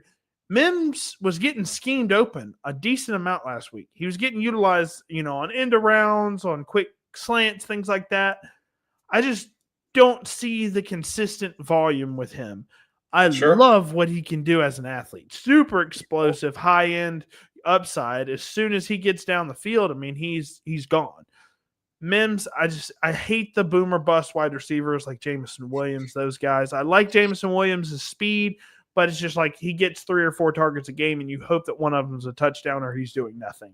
So that's what I'm calling for. I'm just saying, that's what you have to do. That's what you have to have in order for Marvin Mims to do something. I actually think that it might be like a shock to the Eagles too. I think that might happen like on the first drive. I'm serious. Like I'm just totally throwing that out there. I think that first drive play action, Mims and the Eagles are in shock for a moment. Just tone setting. I could absolutely see that too. He has the capabilities of doing that on any given play, but it's just really hit or miss. And I'd rather start a guy that I know is going to get 8-7 targets, right? Versus a guy that could get 2, So next up, Evan Ingram. It's very surprising to me. I really liked the landing spot for Evan Ingram. I know he's coming off the injury. He's been a little banged up as he always is. But Ingram, I thought, was going to have a decent year in the Broncos, but he just hasn't been utilized, and he hasn't been getting a ton of volume. So sitting him for now, he's one of the guys I was kind of wrong about. So staying away from him, and I'm staying away from the Philadelphia Eagles wide receivers. At this point, it's like Goddard. It's Goddard, and that's it. He has the shovel pass on the end zone, right, for the touchdown. Devonta is getting, your 6-7 targets a game. A.J. Brown gets maybe 3 or 4. It's just eventually Jalen Hurts is going to be like, okay, this guy is really talented. Just like a few weeks ago, they just started giving him contested catches, and A.J. Brown got every one of them and had over 100 yards and a touchdown. It's just they don't target him anymore. They are trying to get the run game going way too much, and I think for Jalen Hurts, they're like a little hesitant to just let him air it out, right? Because, he is limited as a passer. I think that there's cracks in the foundation here at Philadelphia. Yeah. AJ Brown posted that little cryptic message about remaining silent when things aren't going his way or whatever it was. And wide receivers can absolutely be the most disruptive force in a locker room. Absolutely. Juju Smith-Schuster doing his TikToks in Pittsburgh, Antonio Brown in Pittsburgh. They were both there at the same time. Just wide receivers can really, and he, to his credit, publicly has not done anything. He hasn't acted out. But I Yep. think that when you're internally frustrated like this, one of two things is going to happen. I think this is a key game here. I think that A.J. Brown's either going to have 10 for 150 and 2, or he's going to have nothing and withdraw internally. I do. And I'm not saying that because I think he's a bad player, because he's clearly not. But I think that if you're begging for opportunity and want to win and you're making a lot of money and you're an absolutely fantastic football player, Absolutely. why isn't he getting the fucking ball? Like, and that's the thing that I'm saying. I think that you can tune out. If you're a high performer, I'll say this from my own personal work. I worked at a job, it was rent to own. All right. And I did collections. And I did collections so well that I was the best in the company of over 550 stores, the best in the company for a 4-month span, hands down the best. I was able to collect 95% of everything that was out there, which is unheard of in a rent to own business. And it came time to get a promotion for a store, and I got passed twice. And the second time that it happened, I checked out. It's not that I wasn't capable of doing it anymore. It just was the fact that I wasn't getting rewarded for doing the things that I need to do. I think that we can see. Same thing with AJ. Just that's what I'm saying. And it's not. It could already be happening too. It could already be happening. It's not an indictment on him. It's not. I got to be very clear about this. I think that that's a psychological thing that any human being would go through when you know that you've got the capacity and the capability to do these kinds of things, and you're not getting the opportunity, and they're deciding to do other things. You can kind of say, you know what, the hell with it, and call it a game. I'm not saying he'll do that. I'm not saying that he's got a poor mentality. I have to clarify that. Yeah. I'm just saying that there might be a possibility. And I think Sirianni's personality doesn't help. Like, absolutely. He's just an absolute shit show sometimes, and the Eagles keep winning, so nobody notices this stuff. But you remember a few years ago, right? They were like 12 or 13-0. And then they lost a game, and then they fell apart. They lost every single game until the playoffs. They made the playoffs because they already were like 13-0. Then they lose their first playoff game as well. The team completely fell apart, and a lot of that fell on Sirianni, right? So like this team battled adversity last year. Beat the Chiefs in the Super Bowl pretty handedly. They crushed us, right? So like this team has shown cracks in the past of just having that type of mentality just folding over, as soon as, we are made the playoffs, whatever. That type of mentality is already there. It's already been there. So I hope AJ gets the ball because he's a phenomenal player, but this offense is just not set up right now to consistently target him. Hopefully they can get the pass game going because that would help me and my Saquon shares, right? Because if they run the ball every play, they're gonna hit him 2 yards carry like he's been doing. So I'm going to go ahead and get on to the next one. Hopefully AJ can get the ball, but we'll see. Next up, interesting matchup, right? Dolphins lose Tyreek Hill, but got their win, right? Tua looked decent last week. They're going on the road to play the Panthers, who have been literally up and down, right? They shut out the Falcons. That was 2 weeks ago. This past week they lost, correct? But Miami, despite losing Tyreek Hill, their wide receiver 1, they still have a pretty solid wide receiver 1 in Jalen Waddle, who I have a ton of shares of. So I'm happy about the Tyreek Hill injury in some ways, in a weird, messed up way. But Miami 1.5 point favorites. And I like this. I think the Panthers, but I'm staying away from this line completely because the Panthers can shut them out, or they can get blown out 42-30. We have no idea. So I like the Dolphins team a little bit more, but the Panthers have just been all over the place with how successful they've been. Well, Chuba Hubbard's out, so it's the Rico Dowdle show for the Panthers. Really? I did not know that. I'm a fantasy guy. When did he get ruled out? It was ruled out earlier today. You're slacking, Bobby. You're slacking. I'm just kidding. But yeah, he's ruled out. He's ruled out? I don't have any shares of him, so I guess that's why I don't know. But we see two former Crimson Tide legends here going head to head at the quarterback position. One's a, Yep. both of them been national champs. Only one's won a Heisman, but Miami's got the better supporting cast here. Without Hubbard there, and if you're going to count on Rico Dowdle to run the ball, I mean, it's Ted McMillan, and then without Jalen Coker, and I haven't seen it from Xavier Legette. Is Coker not playing? I don't think he's back from IR yet. He's just got the practice window open. Okay. So we're going to see Tua. We're going to see Achan's healthy. Waddle's healthy. And how about Darren Waller last week getting 2 touchdowns? I'm going to say this. The Dolphins' defense stinks, and I think that either team can win this football game, and you don't want to be the neutral guy and not pick a side. But I'm going to lean that the Dolphins are relieved that Tyreek Hill is out of there. I think they're relieved with this shit. They don't want him to be injured, but he's not going to be at the facility. The dude's smiling that he's injured, smiling in the ambulance, smiling on a stretcher, smiling in the hospital bed. I don't think he could wait to get out of there fast enough. And I think with that, Mike McDaniel can refocus this team. And I think that Bryce Young, though, is got a little more pressure on him. I'm going to take the Panthers in a slight upset here at home. Again, I've said it the past few predictions here that this comes down to the very end. Yeah. Rico Dowdle's serviceable. I mean, Chuba Hubbard's not exactly 10 times better than he is. But I think defensively, I don't think anybody can guard Tet. I think the Panthers would do okay with the running game. Their defense isn't atrocious. I mean, they didn't let Bijan Robinson get in the end zone. So if you can do that, just don't let HN have any explosive plays. Give me the Panthers in the upset here. Okay. And I'll take it to be a crazy game. I'm going to take it to be like 35-32 or 35-31. I think so as well. I 100% agree. Jump on the over. Whatever the over is on that, get on it, because that I think is your winning play. I made this Monday. I thought Chuba Hubbard was playing. Guess he's not playing. So give me Rico Dowdle where Chuba Hubbard is. I think Rico Dowdle, I agree with you. I think he's a pretty solid player. 1,000-yard back last week. Nobody not last week, last year with the Cowboys, he was a 1,000-yard back. And didn't really have a ton of volume either. So, Bryce Young, definitely think he's a start. I don't like the Dolphins defense. And he's been he has been hit or miss, but last week he had a decent showing. So like Bryce Young here, like Rico Dowdle, not Chuba Hubbard here.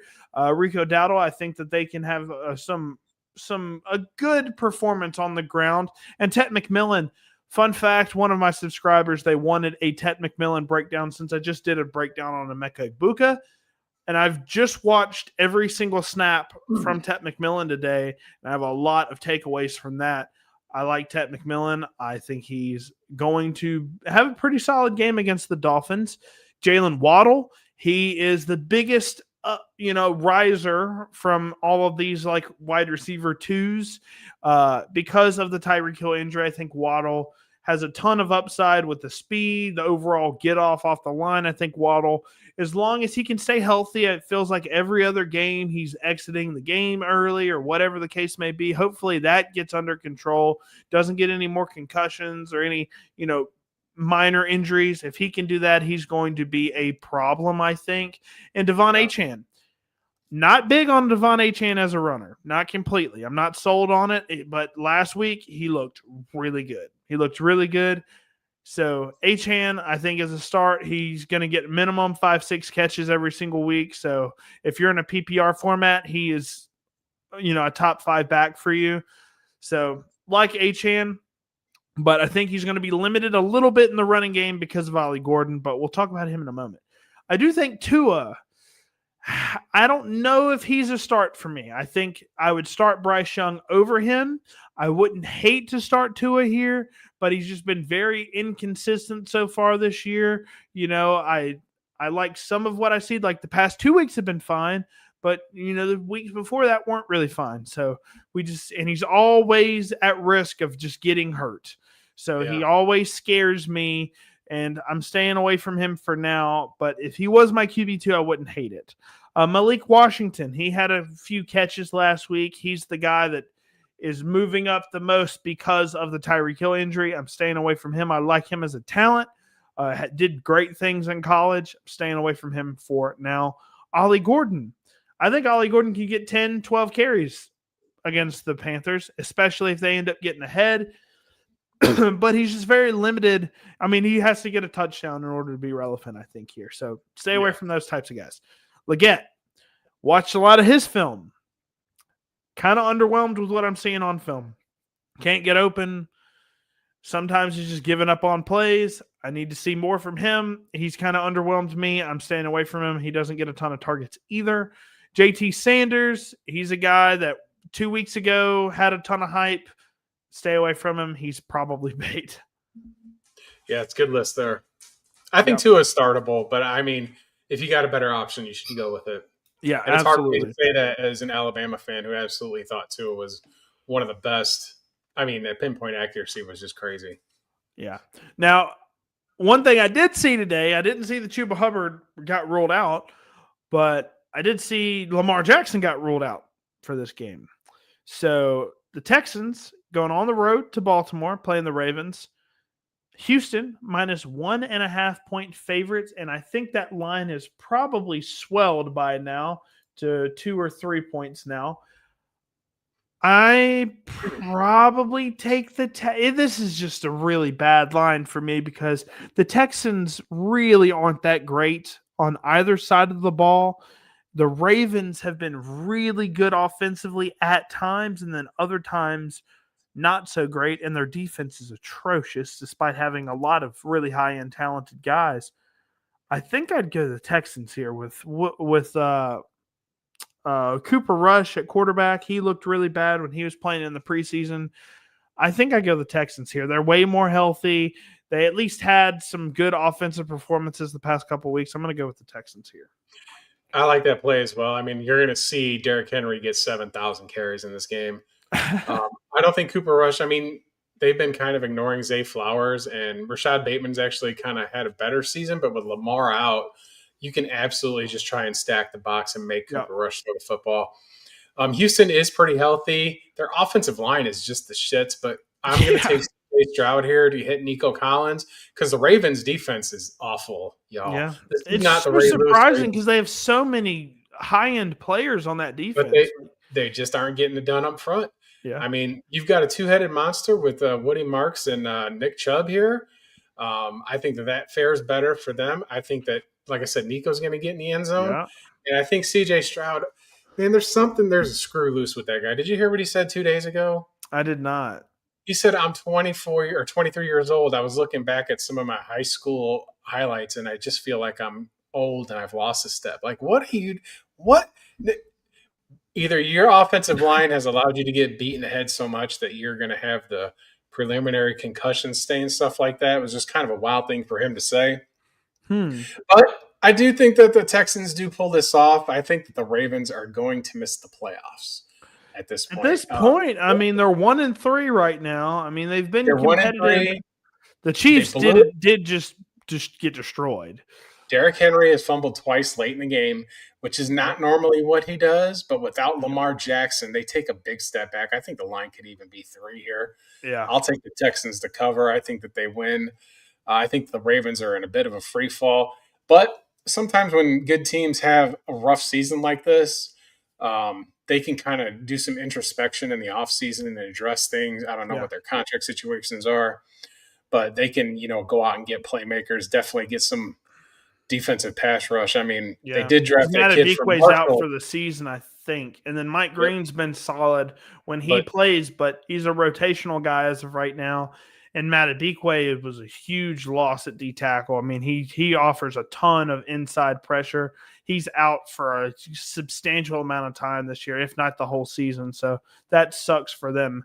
But I mean, they got Kyle Hamilton, Marlon Humphreys, Kyle Hamilton just practiced today. So they have a ton of guys. Banged up. But he's banged up. I think Houston might have themselves a game here. Yeah, I do. Well, let's go ahead. I think I've updated this. Yeah, I have updated this one. Cooper Rush, he's on there. I completely agree with, I think, everything that you said. CJ Stroud, I think he's going to be startable versus this horrible defense. He's not been the greatest. He's coming off his best fantasy point game last week. So, he's kind of like Trevor Lawrence in a way, to where it's very rare for him to throw 3 touchdowns in a game, which, Trevor Lawrence, when he does it, he has to throw 2 picks with that. CJ Right. Stroud, he's going to have to figure out the O-line situation. Hopefully they can get the quick pass game going. I expected them to utilize their wide receivers that they took second and third round a little bit more. Didn't love Higgins as a pick. I loved Noel, but Noel hasn't gotten involved just yet because of Christian Kirk. But like Stroud and his weapons, Nico Collins is a game breaker if he's healthy, and thus far he's been pretty healthy. It's just he hasn't been super consistent, but I just still think he can get in the end zone and get a couple of big catches like he always does. And then Woody Marks. Look, I did some deep dives into some Woody Marks film as well. He was a top 10 back for me pre-draft. He was a top 10 back. He was a former Mississippi State Bulldog, transfers to USC, and of course has his best season at USC, ends up being a 4th-round pick to the Texans. Great, versatile player where he can catch the ball at the backfield a ton. Great change of pace guy. I don't think he's a big-time volume guy by no means, but I do think he gets enough catches to where he can be relevant as a flex play. And then, like you said, Derrick Henry is going to have a ton of rushing volume this game, and as long as he doesn't fumble, I think, even Justice Hill could be a flex play here. I think Keaton Mitchell could get some carries. So I think this game's going to be heavily reliant on the rushing attack. And Mark Andrews, I think he's going to be Cooper Rush's safety net. I think he gets a decent amount of targets as well. And then for the sits, Cooper Rush, not a guy I feel comfortable starting, especially with the offense, the way it's been running the past few weeks. Zay Flowers, DeAndre Hopkins, I don't think these guys are going to get a ton of volume from Cooper Rush. I think they let Cooper Rush throw 25 times.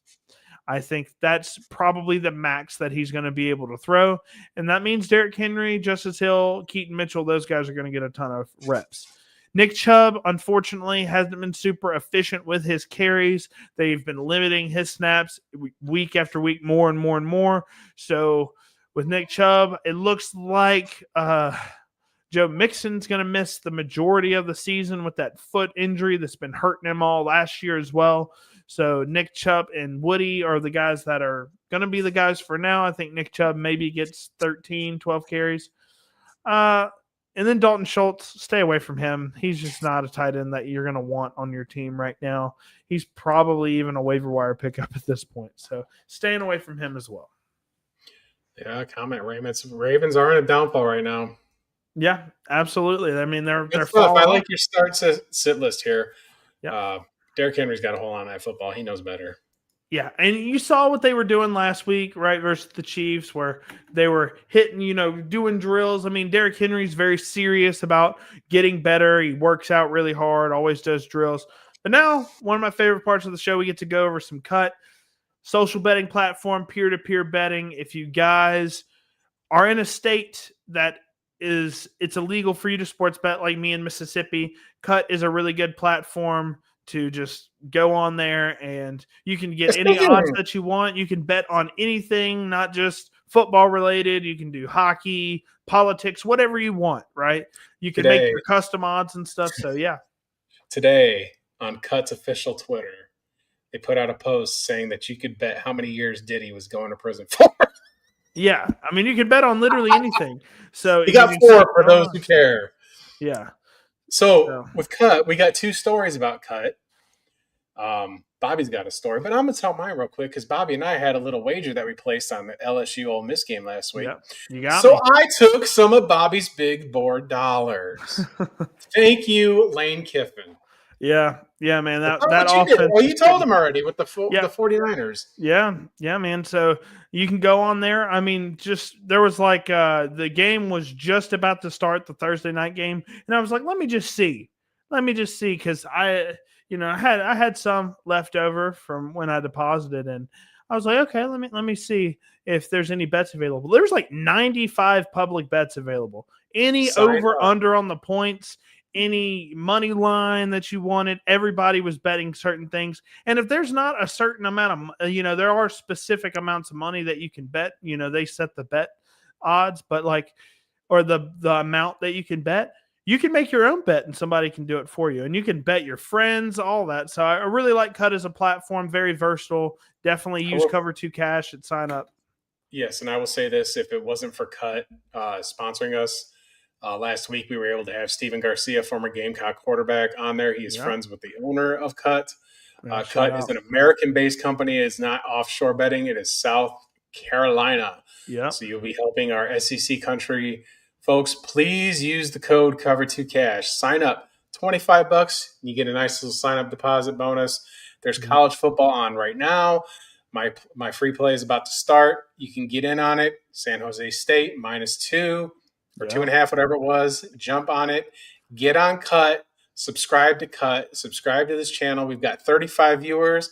I want to personally thank you guys for two. You know what? I noticed the last 2 weeks our viewership was down for having it on Thursday, but we had circumstances out of our control. So I want to say thank you guys for spending your Friday nights with us. And feel free to leave comments about any of this stuff. Any questions about bets? Any questions about, hey, what do you think about anything? First time touchdown scores, any of that stuff. We want to interact with you guys. We absolutely love doing that. But let's get on to this game. And by the way, I live in the Arizona area, for those of you that don't know, and tickets to this game are $23. I thought about going, but I was like, nah, I don't want to see Cam Ward get annihilated again. I mean, it was just bad. Yeah, but I mean, there's not much spark to this offense for the Titans. They just don't have the weapons. They don't really have the offensive line. The rushing game has been mid. So it's like there's a lot of holes, especially defensively. They're not great. And the Cardinals, man, they've been looking up a little bit. So Cardinals, they're -7.5 point favorites at home. I think you should definitely go. I think you should definitely get some tickets because I'm sure it's not sold out. I think this would be a cool game to go to. You get to watch Cam Ward in person throw the football, even though, obviously he's not doing too great now. I expected that, but it's not completely on Cam Ward. I like the Cardinals to cover here. I don't like any of what the Titans are doing offensively. I don't like the coach for the Titans, in my opinion. I think he's not a great coach. And I don't like the way that he handles the press. It's entertaining, but it's like, and he also throws players under the bus. I mean, he did it to Will Levis all the time last year. So it's just like, I just don't like the way he coaches. His offensive play calls aren't the best either.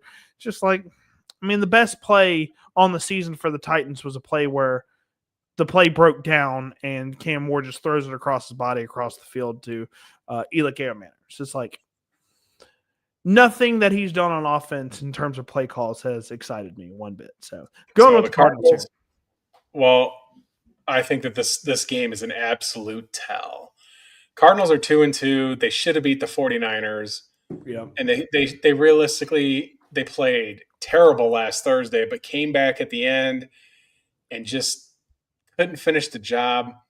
I think this is a get-right spot. I don't know if they cover the 7.5. But I think that everything for the rest of the season for the Arizona Cardinals is contingent on this football game. I know that sounds insane to say in week 5, but you started off 2-0 and you've lost 2 very close, tough games. So there's going to be some grace there. But Arizona fans, I think that they're 50-50 on Kyler Murray, but he hasn't appeared to be the problem for this football team this season. Yeah, that's fair. I mean, they're in the middle of that long contract with him. I think that the Cardinals win this game. I think that oh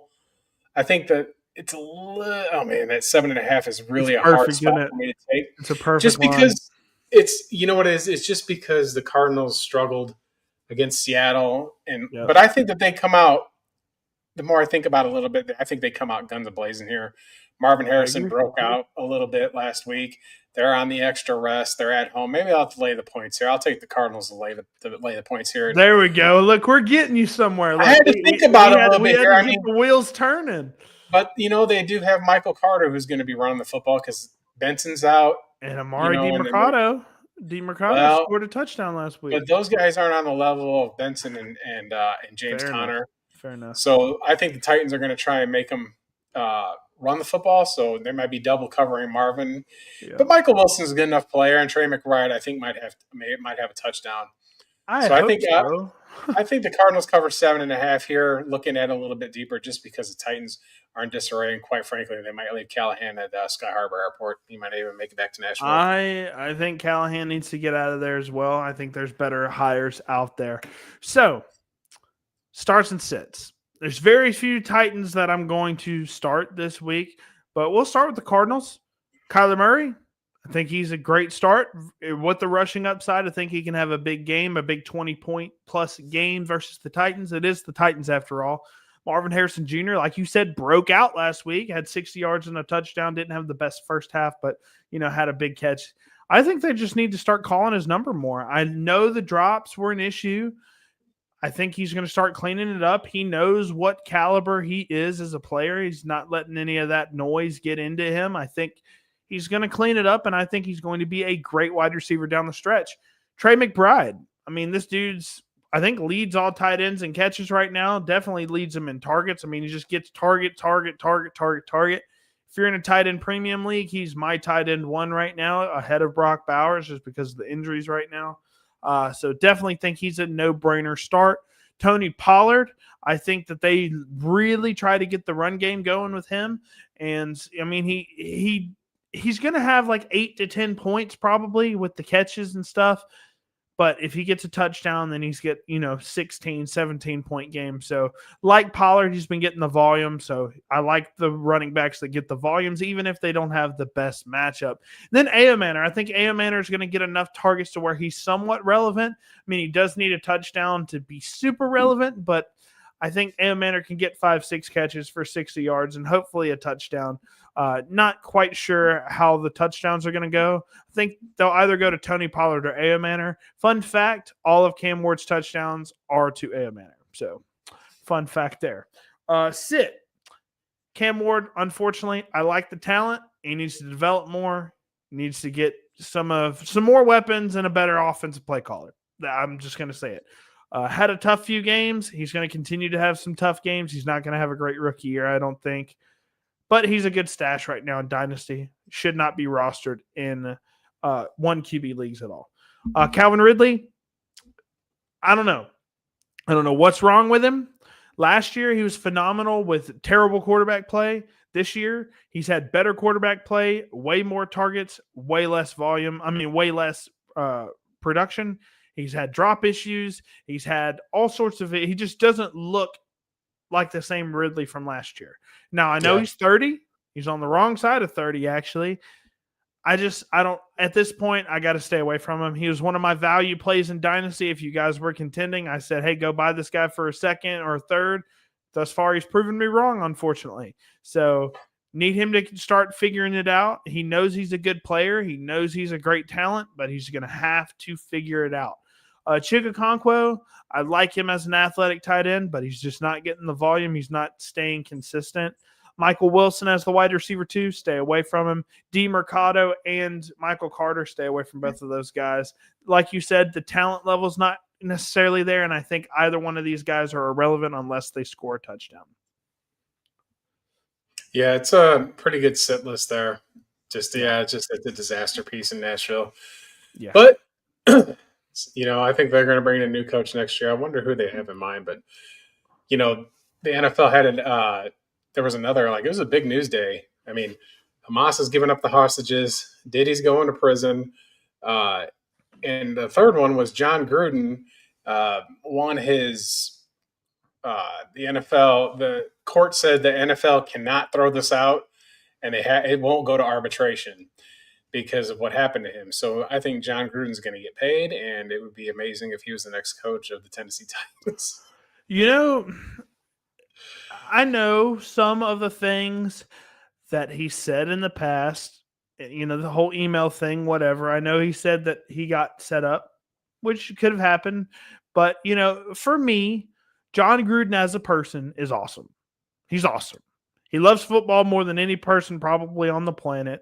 He loves his players. He will always love his players. And you just hear him talk about football and you hear him talk about the players. He's always, super positive about the players. Even when they're doing bad, I think he's a phenomenal coach. You can't make it to a Super Bowl without being a phenomenal coach. I would really love to see him as a head coach somewhere soon because that just makes football better. Now, that will mean that the content from him, I don't know. Look, I don't shout out people, but John Gruden's content that he posts on his YouTube channel is like grade A football content. He goes He over. won't do that stuff if he's He working. won't do that if he's a. No. That's the only downside. He won't be putting out content anymore if he's a head coach. So it's like part of me doesn't want him to be a head coach because I lose out on that. But you know, another team that, or another idea for the Titans is, why don't you try to go after Mike McCarthy? I mean, the guy wins. He wins in Green Bay. He won in Dallas. I mean, they ran him out of there with 12-win seasons. I mean, they would have to have some draft capital for sure to try and build this disaster. But I think immediately it gives credibility to Cam Ward. I mean, because Mike McCarthy's coached Aaron Rodgers and he's coached Dak Prescott to near MVP level with Dak Prescott. Yeah. So, and he's a Super Bowl winner and he wins football games. I mean, why not call him? You know, there's no reason for him to not be coaching. The way he was treated in Dallas, they deserve to have a lousy season because of it, in my opinion. Like, that was spoiled rotten. I mean, I know they have the playoff jokes and stuff like that, but there are teams that would kill to get in the playoffs right now. Absolutely. You know, the Titans are one of those people. The Titans are one of those teams that would love to make it to the playoffs. I like the Vikings defensive coordinator to get a job probably soon. Yeah, Brian Flores. He was a former coach, you know, with the Dolphins. I think he was the head coach of the Dolphins 3-4 years ago, 5 years ago at this point. No, he had the tanking. But he's also got a suit against the NFL. So I don't think anybody's going to touch him for a minute. I think he's got that discrimination lawsuit against the NFL. That may not have as much weight as what Gruden had. Yeah. But nonetheless, let's go on to our next game here. So, Buccaneers going on the road against the Seattle Seahawks. Interestingly enough, I know Mike Evans is out. Godwin's, you know, dealing with his stuff. But I like the Buccaneers roster way more. I know Bucky Irving's probably not going to play, so you got Rashad White and Sean Tucker. I still like the Buccaneers roster more than the Seahawks. I think, yes, you have to go on the road. You got to go all the way across the country to Seattle. I still like the Buccaneers, man. I don't think home field advantage should tilt it that much. I like the Buccaneers plus 3.5 here, I think.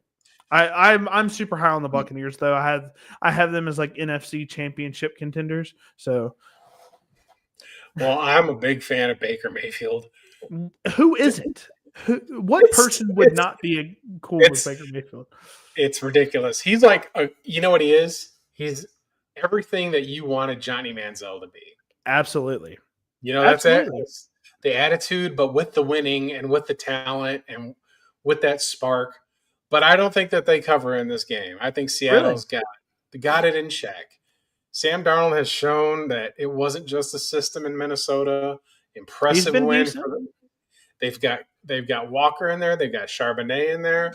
I mean, they've got all their receivers are healthy with JSN. The Buccaneers are banged up. That's why, you know, plus you're playing in Seattle. I thought this line would be more along the lines of 6. So when there's something that goes 3 points or more, around 3 points less than what I anticipated it to be, I'm going to jump all over it. I think the Seahawks do win this game by a touchdown. I mean, the Buccaneers' offensive line is just banged up. Yeah, and defensively, you know, Vita Vea is starting to slow down a little bit. I just think that they can, you know, I think JSN has himself a game. I think that the Seahawks are going to be running the ball all day long.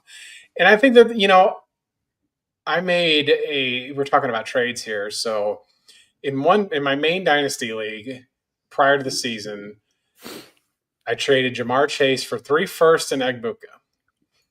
Okay. That worked out really well.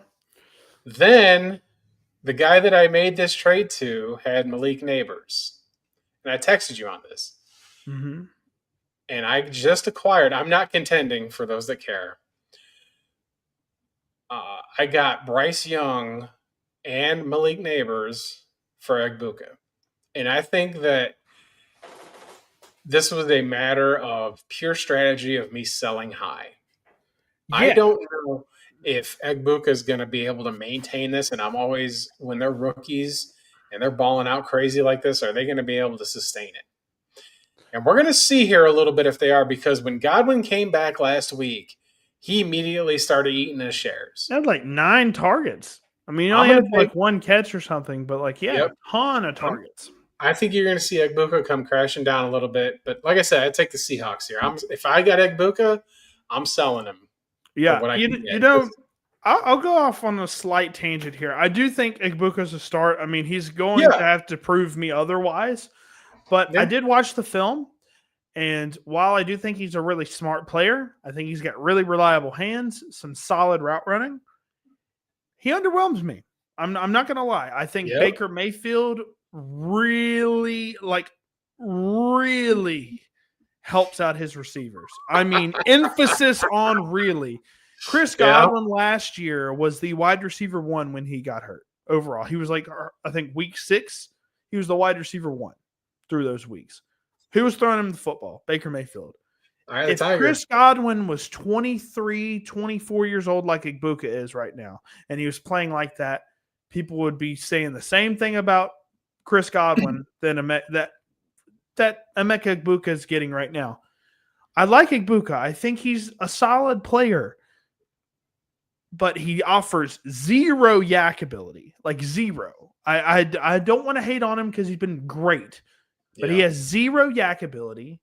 He's not particularly explosive. I know he ran a good 40 time. He's not explosive on the field at all. He's not as explosive as you'd want him to be. Like Marvin Harrison Jr., way more explosive on the football field than Emeka Igbuka. Like, it's not close. Igbuka is a product of Baker Mayfield in this offense.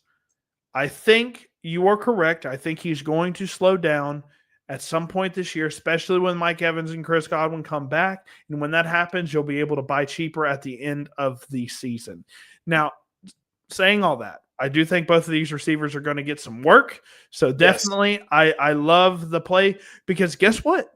Regardless of whether I think they're a phenomenal player or not, they have one of the best quarterbacks in the game throwing footballs like Baker Mayfield throws like Dan Marino, man. He's just throwing crazy throws, like just fitting it into tight windows. I love the way Baker Mayfield plays football, and he's literally making all of the ceilings for all of his receivers go this much higher. So love the receivers.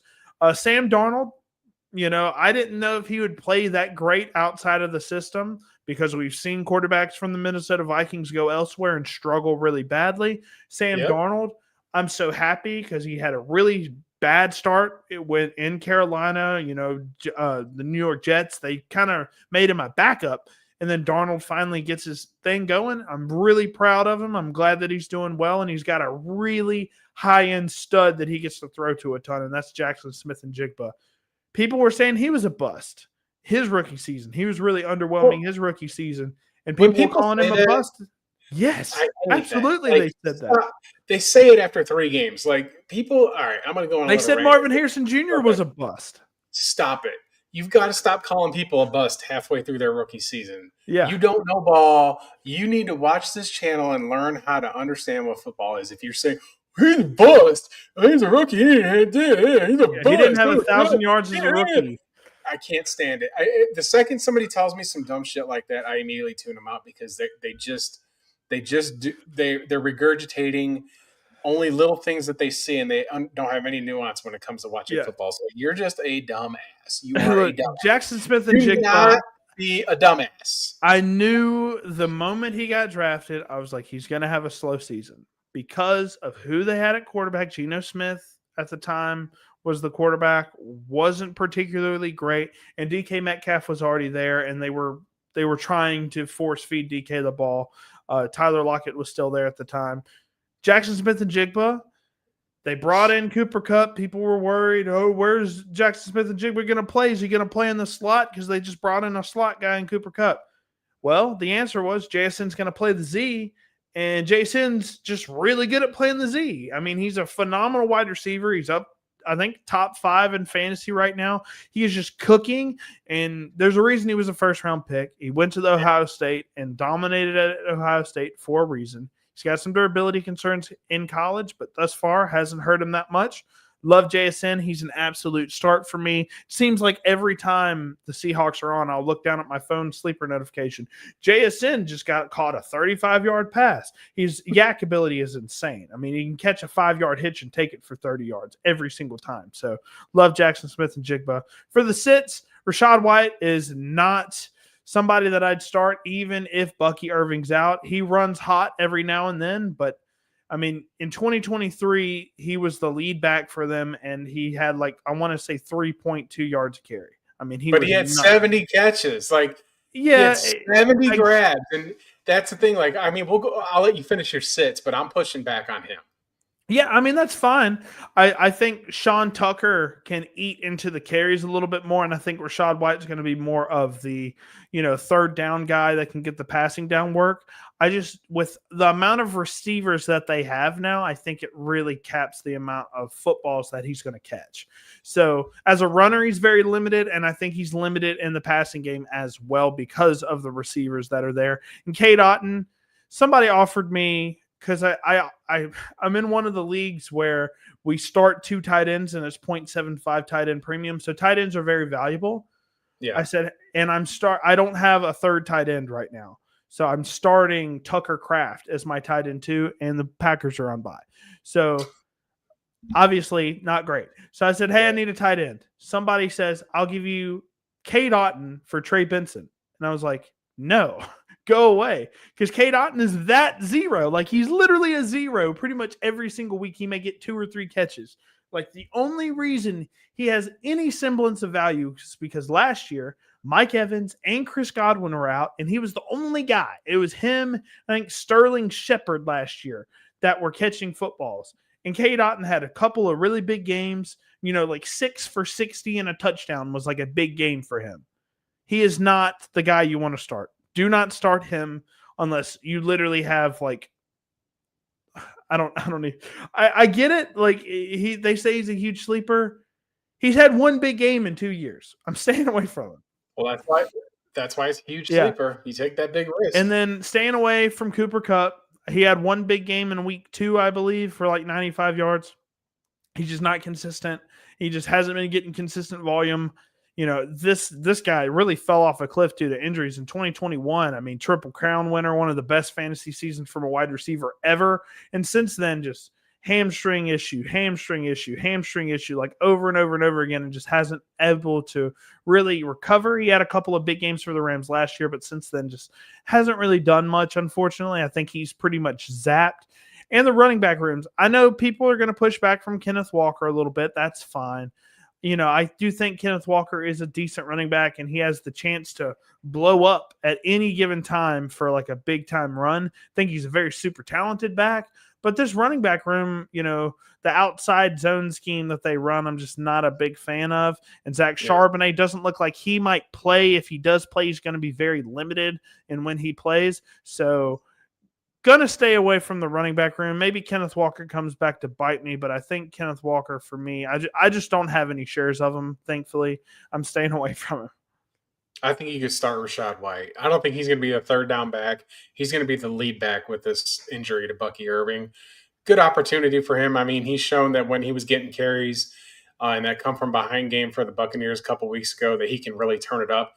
I'm not the biggest Rachaad White fan, I got to say that, but there's absolute ability there with opportunity. And I think that you're going to get 15, 20 carries with him. He might get 100 yards, and I think he gets a touchdown. Absolute start for me. We disagree on that one big time. And I know that he had a big season. He is a solid. Hold on. I know he had that big season with Dave Canales in that offense when that's what he does. He loves to throw to that running back. But his receiving upside might keep him in there for 3 downs. He might be in a 3-down back roll just in this game, and Sean Tucker might spell him here and there. I really think that they're going to go heavy on him because of the injuries, to Mike Evans and things along that sort, and the lack of the tight end game. So I think Rachaad White's going to have we'll come back to that one next week, because I think that he might be one of the top. I think he might have a top 5 week. Really? I'm going to really put it out there.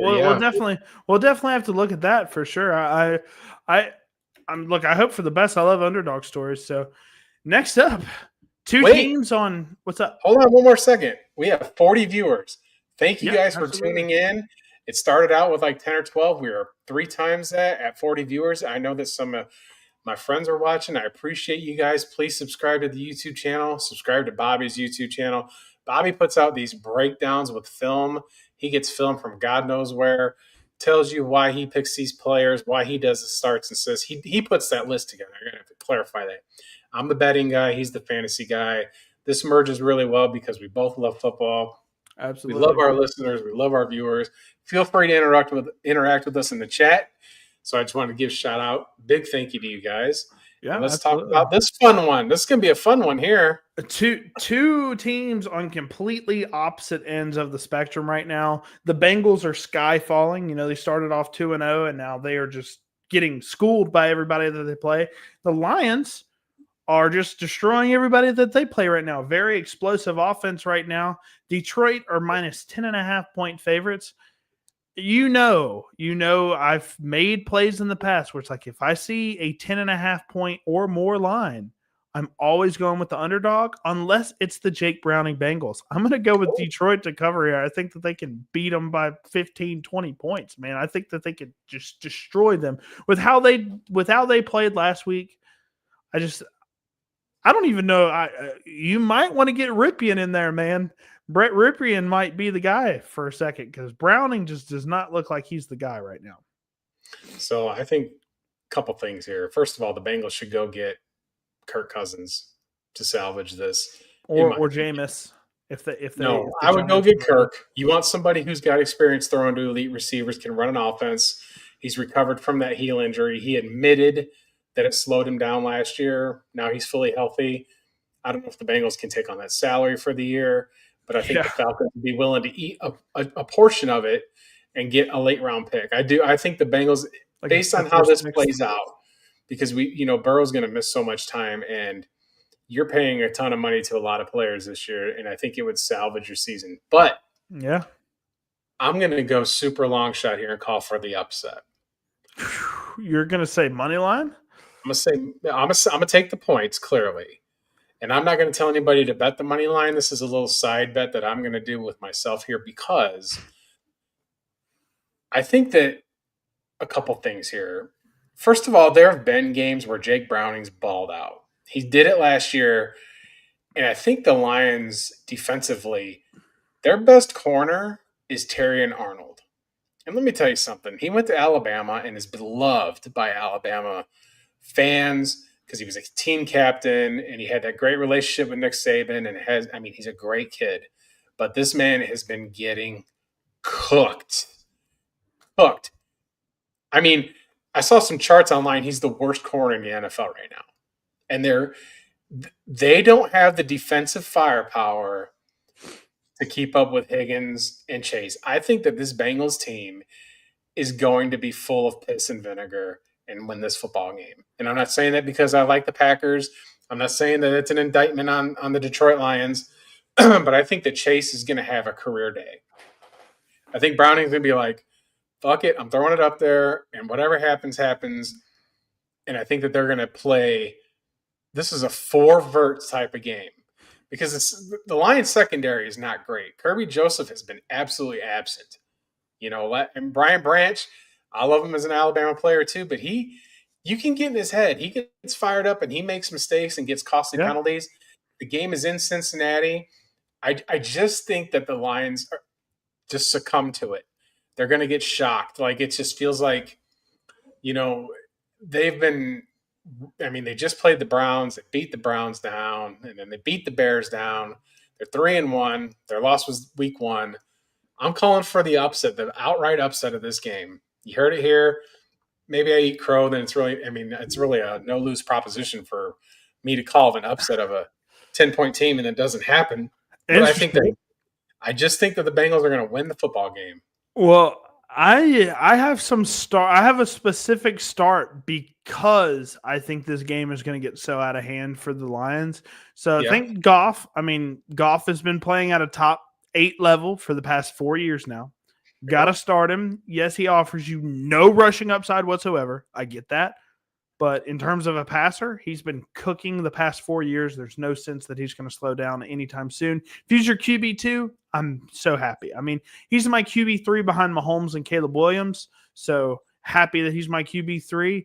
But there are certain instances, like this week, I'm going to have to start him because the Bears are on bye. So very happy that he's playing the Bengals when Caleb's on bye. So Amon-Ra St. Brown might be the best statistical receiver in the NFL right now. He's been going crazy. He's had a bunch of really big-time games. He's getting targeted. I think Amon-Ra St. Brown, he's just a consistent guy. He's been the wide receiver 2 the past 2 years in a row, and this year he's also, I want to say, the wide receiver 2 right now. So 3 straight wide receiver 2 finishes on pace right now, which is insane.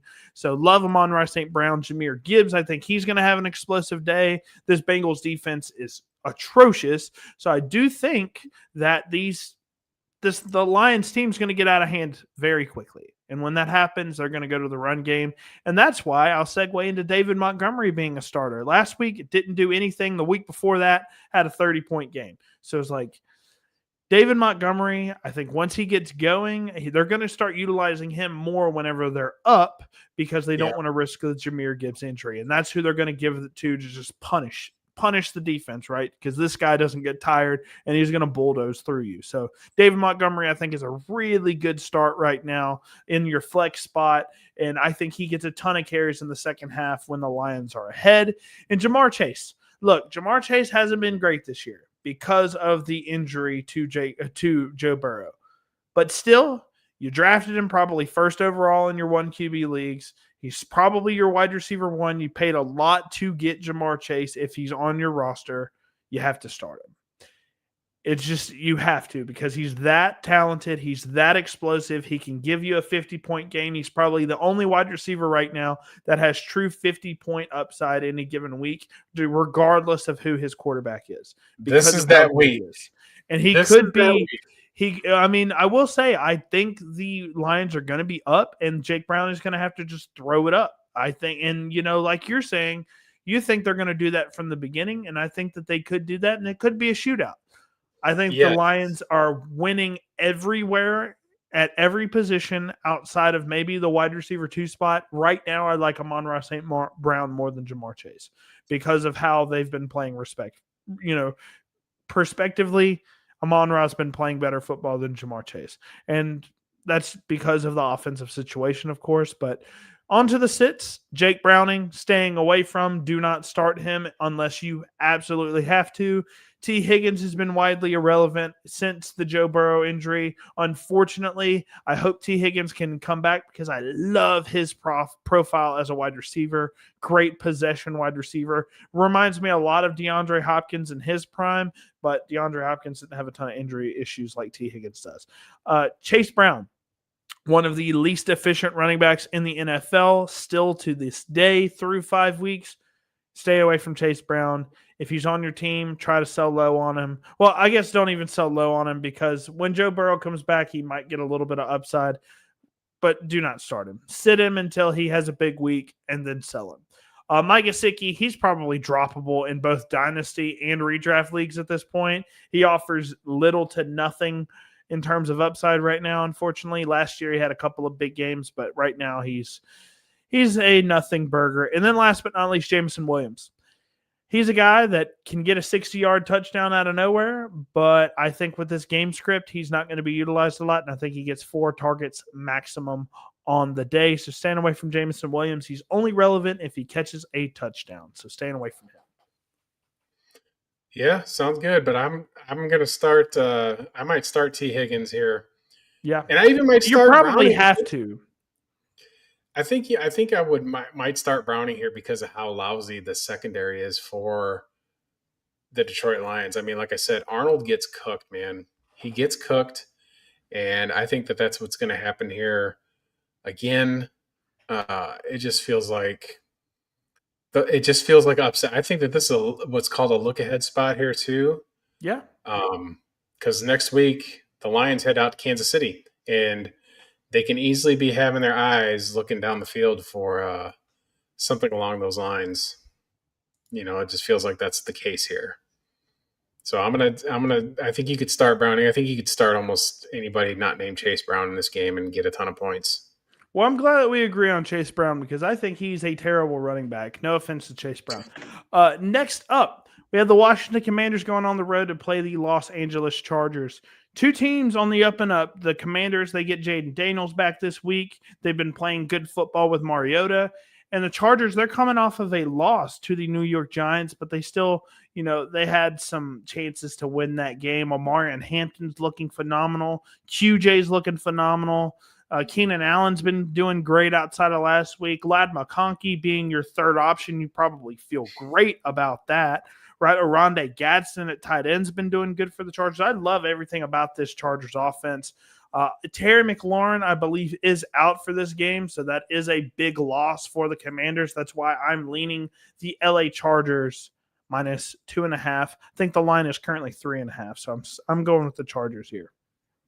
Yeah, I like the Chargers big time. They're probably my most confident play of the weekend. This is a gouging. I mean, when you have Terry McLaurin out and all this hype about Bill McCroskey-Merritt hasn't panned out, I'm going to take the better quarterback. Jaden Daniels is just coming back, so he's got some time off. The Commanders got to travel all the way to the West Coast. I mean, it just feels like this is set up to really be a disaster. Like I said about Washington last year, they had that schedule that was very favorable for them and just pulled off an upset in Detroit. But then they got to Philadelphia and got smacked in that NFC Championship game here. I think this is a comeback down spot for the Commanders here. I think they're really starting to see that they're having holes, especially on the defensive side of the football. There's just no pass rush there. I think that Jim Harbaugh is going to have himself a day with these guys. And quite frankly, Quentin Johnston, absolutely a beast. I'll talk about him in a minute. In our league, I traded him straight up to get Judkins because he's a little bit younger. And I don't know if QJ can stay up like this because he's had the dropsies and stuff like that. But I just think that in this game here, give me the Chargers. I think it's a belt-to-ass kind of game here. The Commanders aren't spiraling. They're just injured. And that's kind of, I think, enough to have to travel on the road to Justin Herbert. I'll take the Chargers in this spot. And I wanna say one more thing. They were saying, well, Jaden Daniels has been out. And no offense to Jaden Daniels, but the offense looked horrible the last time Jaden Daniels played. I mean, Cliff Kingsbury, when he played, he looked like when he had the offense completely healthy out there, it did not look good. Because I've said this before, Cliff Kingsbury, he takes the league by storm. Anytime he goes somewhere new, implements a new offense, and it's a college offense basically is what it is. And then everybody gets film on it, and then all of a sudden it's not efficient anymore because guess what? You're not going to be able to do these quick passes anymore, Jaden Daniels. Sorry, we're going to cover the short areas of the field and make you throw deep. Oh, you can't do that very well? Well, that sucks. We're going to contain you. He can. He may can, but the past few weeks that he's been trying to air it out, it just hasn't been here. There, if they take away the short game from Jaden Daniels, this team is not even close to what it was last year. And that's just what I've seen on the film. He hasn't been able to hit the deep balls yet. I know at LSU he's really good at doing that. That's why he won a Heisman Trophy. But thus far, he just isn't able to hit his guys right now. And whenever you keep him in the pocket and you don't let him run around and be dynamic there, it just limits what he can do. And the Cliff Kingsbury offense is really kind of falling apart. Yeah. I like the Chargers a ton here. So like I said, the most confident play of the weekend. But despite that, Jaden Daniels has the profile as a quarterback, regardless of whether he hits the big play or not. He's got the rushing upside to be a game breaker on any given week. He did it last year. He was phenomenal last year. I'm starting Jaden Daniels, even though he may still be a little bit banged up with the knee. And Deebo Samuel, I told people to go grab him in the preseason just because I was like, guys, everybody's saying he's slow. You see a couple of practice reps in training camp where he's running routes, and they're like, oh, he looks slow, and then everybody's selling him. Well, hey, guys, guess what? He's not slow. He looks really good, and he's been looking good as long as he's healthy. So Deebo, I told people to trade a second for him, and he's been phenomenal. So good play there. Like Deebo Samuel in this game as well. And Justin Herbert. I was a little skeptical of him going into the season because I didn't know how much they were going to let him throw. Never questioned the talent or the quarterback ability because he's great all over the place. Unless it's the playoffs, then he's Nathan Peterman. But in the regular season, he's been playing great. He's been playing great football, has some of the best throws on film throughout the season. So love what he's been putting on tape. Quentin Johnston, that is how you spell that, I hope. Quentin Johnston, great season thus far. He learned how to magically catch a football. He's been playing big. He's been separating. He's been making all the big plays, all the big catches when he needs to. He's just a completely different receiver. He's not a completely different receiver, but all the flaws and the utilization that the Chargers tried to have him just be this sacrificial X, they're letting him get off on the slants, and they're letting him get targets to where he can utilize that big frame and get the yak ability. He's super physical, and that does kind of worry me a little bit with him getting hurt possibly in the future. But Quentin Johnston, as of right now, you have to start him.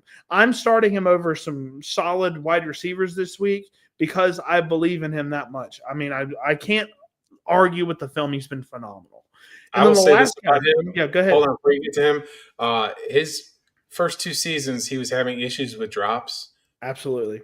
And there was another player that went on to have a fantastic career that went through the same process.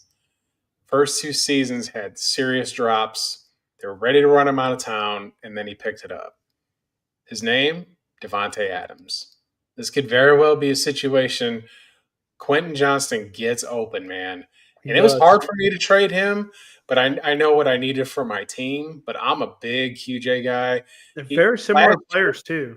Last year, he had a couple games where he had 2 touchdowns in a game. I mean, the talent was always there. He just had to kind of get out of his own head. And I think that he's going to go on an amazing burning stretch this year. So absolute start with that. I just had to say that because Devontae was the same way, dropping key passes. You knew it was there. Was he going to get it together? And then went on to have this amazing career. So now, sky's the limit. I want to say I have QJ in a few of my big money leagues, right? And last year, I was like, do I need to just sell low on him? Is he a lost cause? Because he has the touchdown upside. Maybe I need to go maybe I need to sell him for like a second round pick or something if somebody wants to buy him. And then week 18 happened, and he had 14 targets, like 10 catches, 140 yards.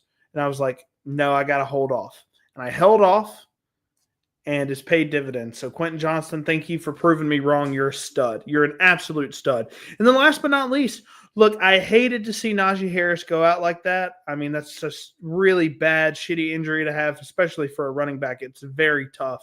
And I wasn't a hater on Amarian Hampton. I had him as my RB3 in the class. But Hampton, I was very questionable about because of Najee Harris. And through the first couple weeks, Najee Harris capped Hampton's ceiling. They split a bunch of carries. This past week, Harris goes down. Hampton explodes, like almost 150 yards and a touchdown. Had a ton of catches as well. He's one of the true workhorses, I think. You know, Hassan Haskins is a solid depth piece, but Hampton's going to be out there all 3 downs. He's a stud. He looked great last week. I don't expect him to look any different this week, so I'm starting him. If he's your RB1, feel good about it. Sits Terry McLaurin, obviously he's out, but when I made this, he was questionable. Even if he did play, he was hurt. Still probably would be hurt in the game, so stay away from him. If I had to replace him with somebody, I'd probably replace him with Luke McCaffrey. I know he caught a touchdown last week. We just don't know who's catching the touchdowns here. Zach Ertz might be the only pass catcher in this offense that I would feel okay outside of Deebo Samuel starting. Ja'Cory Krosky-Merritt, I just got to see a game where he's got the volume and he's getting the production. We haven't seen that yet. Chris Rodriguez, he's got a big, play every once in a while. He's a good in between the tackles, physical runner. Stay away from the running backs right now. You'll thank me later.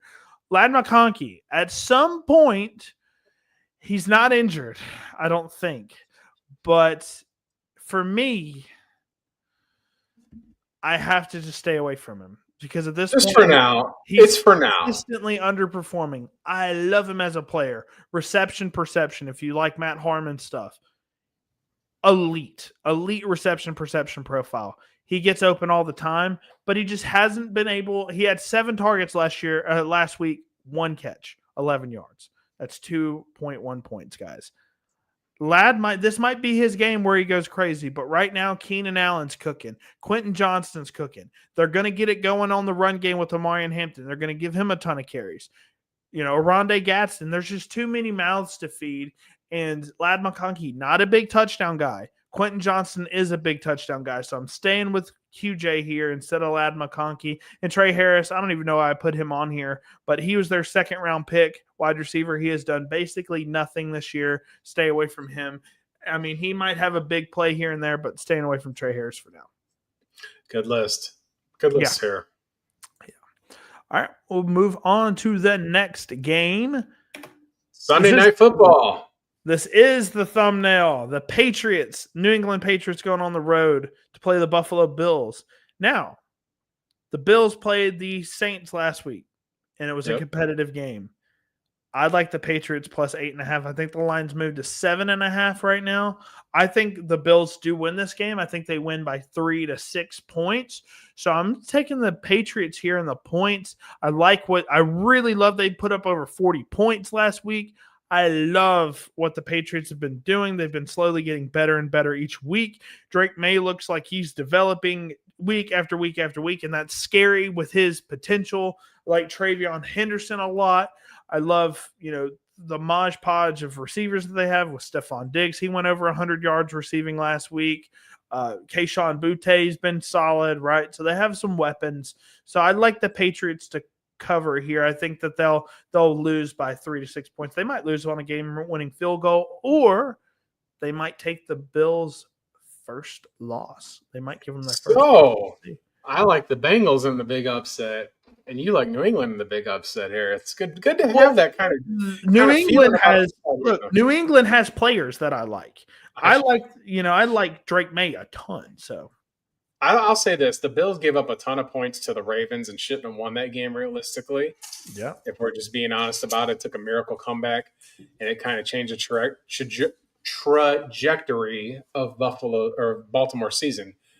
I think 8.5 is generous here. I think that there's still an overreaction. I mean, New England should have beat Pittsburgh. Ramondre Stevenson fumbled it twice inside the 2-yard line. Yeah. It should have beat the Steelers.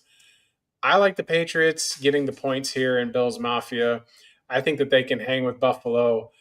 It's just so hard for me to get behind some of these Bills players because I think Josh Allen does everything for this team. Yeah, he does. I'm just not super, super high on James Cook. I'm not high on the Bills receivers at all. Not a fan of the RB1 on the season, fantasy-wise? What are we doing here with Keon Coleman? If I'm New England, I'm going to get up there on a line of scrimmage, and I'm going to say, look, you're going to have to throw the football. And Josh Allen can do it. Don't get me wrong here. But I don't think that it's 8.5 points worth that it's going to happen here. I'll take New England and the points. Should be a close game, division rival. It's not a long travel. It's Sunday night national football, national TV. I think it could be, like you said, it could be a 3 or 4 point game. Patriots can win it.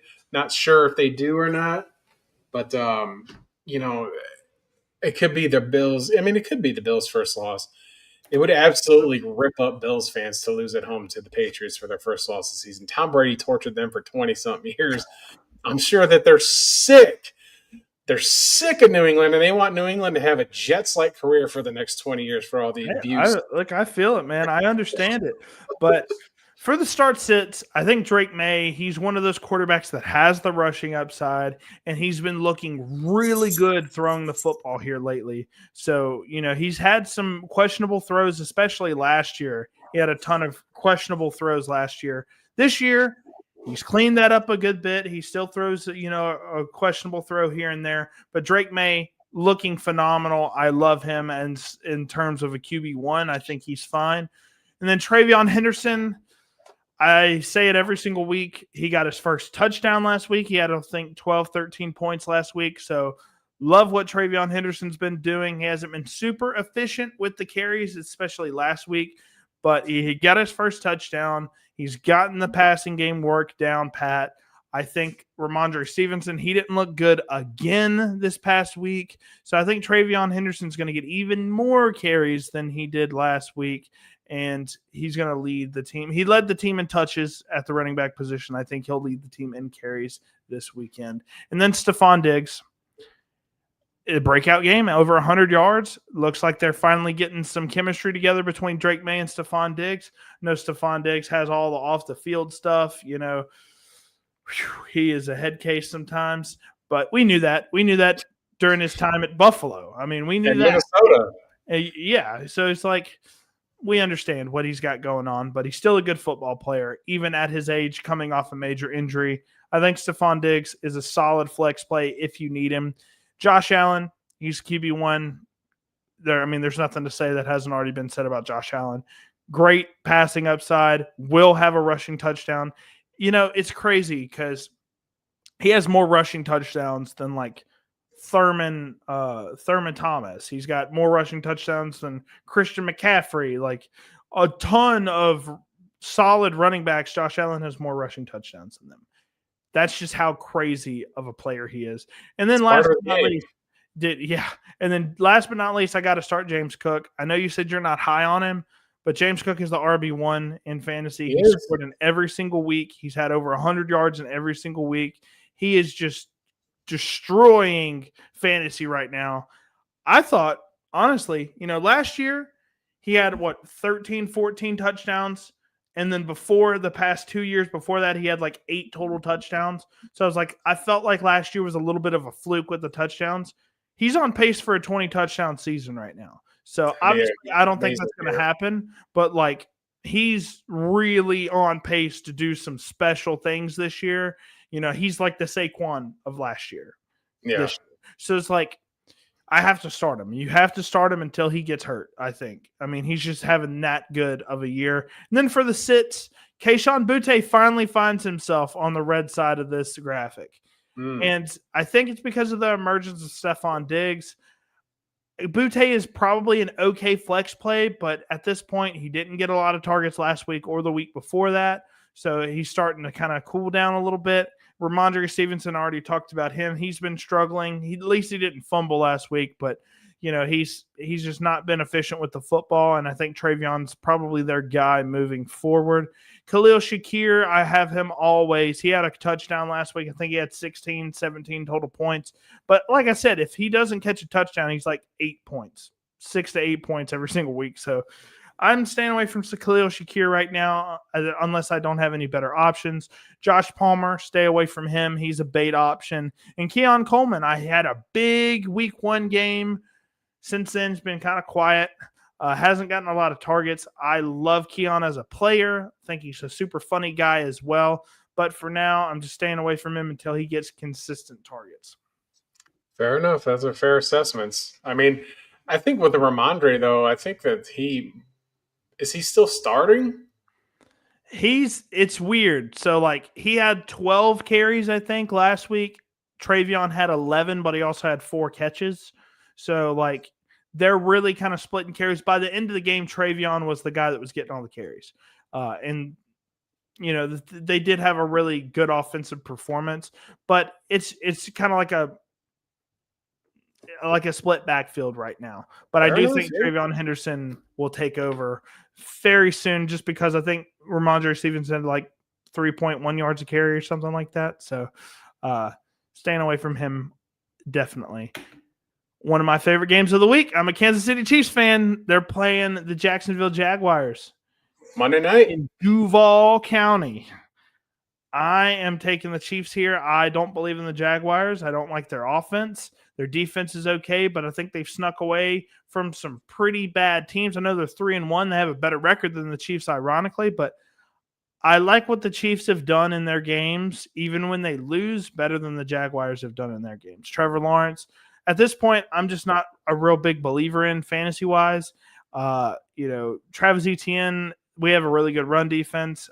So did the 49ers, but he cooked them. So I think we can keep Travis Etienne under wraps, and I think we can win this football game. I'm taking the points here.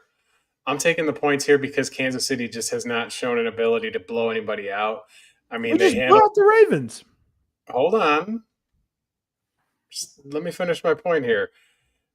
Against the quality defense, I think the Jaguars got way better players up front and linebacking core than what we have in Baltimore. Fair I mean, enough. you still got, Travon Walker up there. You got Hines Allen as your pass rushers, and they're going to give Kansas City a little bit of a fit there. Kansas City still, I haven't seen anything that says the run game's going to do a lick of anything. And if you're the Jaguars, you're just going to kind of go after the quarterback. You have to make Mahomes make plays, which is crazy to say because he can clearly do that. Yes, he can. But again, Xavier Worthy's back, so that helps a lot. But I think the Jaguars, I think this might be a game where BTJ comes back to form here. I think that they swung and missed on Travis Hunter, but I think that they've got enough going on with ETN. They've got a little bit of momentum here at home. I think they're going to rise to the occasion. I think the Jaguars can cover. They may not win this football game, but I don't think the Chiefs win by a touchdown. I'm gonna take them testing it with ETN and BTJ. You're gonna have to pick your poison here. And I don't know if Parker Washington, I think he can get some plays, or I don't know if De'Ami Brown's going to be back in the lineup. But I do like Jacksonville's receiving core a lot Very better than I like. underrated. And Rashee Rice is not back this week, right? No, he is back week 7. So once he comes back, I'll have a little more faith in Kansas City. But until then, all these close games, with the exception of Baltimore, because I think that's a different kind of. They were really getting after it, and then they got to go on the road and do this down south. Man, I think that the Jaguars kind of get up from Monday Night Football with a winning team. It just feels like there might be a little bit of magic in the air there. Give me the points. Yeah, they definitely have a positive trajectory. They got some heat under them for sure. But let's go ahead and talk about some of the things that I think for the start sits. I think Patrick Mahomes, he's off a 4-touchdown performance. He's got a breakout performance. I think he's going to do something similar versus the Jaguars. I think, the explosive passing game's happening now. Xavier Worthy's getting hit down the seam, big time plays. I think Mahomes is going to, have a pretty solid performance. I mean, he always is. He's done great this year, despite a really poor supporting cast like usual. Xavier Worthy, great. I think they're going to scheme him a lot of touches. They're going to give him at least a couple of deep balls a game. I don't think that the cornerback room for the Chiefs or for the Jaguars rather has a lot of talent right now. I think Worthy is going to be able to get 1 or 2 big plays. And then Travis Kelce, I know the linebacking core for the Jaguars has been fine, but I think Travis Kelce has enough upside any given week to start him. And then Travis Etienne, I think we have a great run defense, but for whatever reason, every single week, Travis Etienne's breaking off a 50, 60-yard run for a touchdown. Contract year. Yeah, look, contract year, and he's been playing great. So I have to stick with Travis Etienne. I would be dumb not to start him considering how well he's done over the past 5 weeks. And Brian Thomas Jr., I do think he's going to get clouded by Trent McDuffie.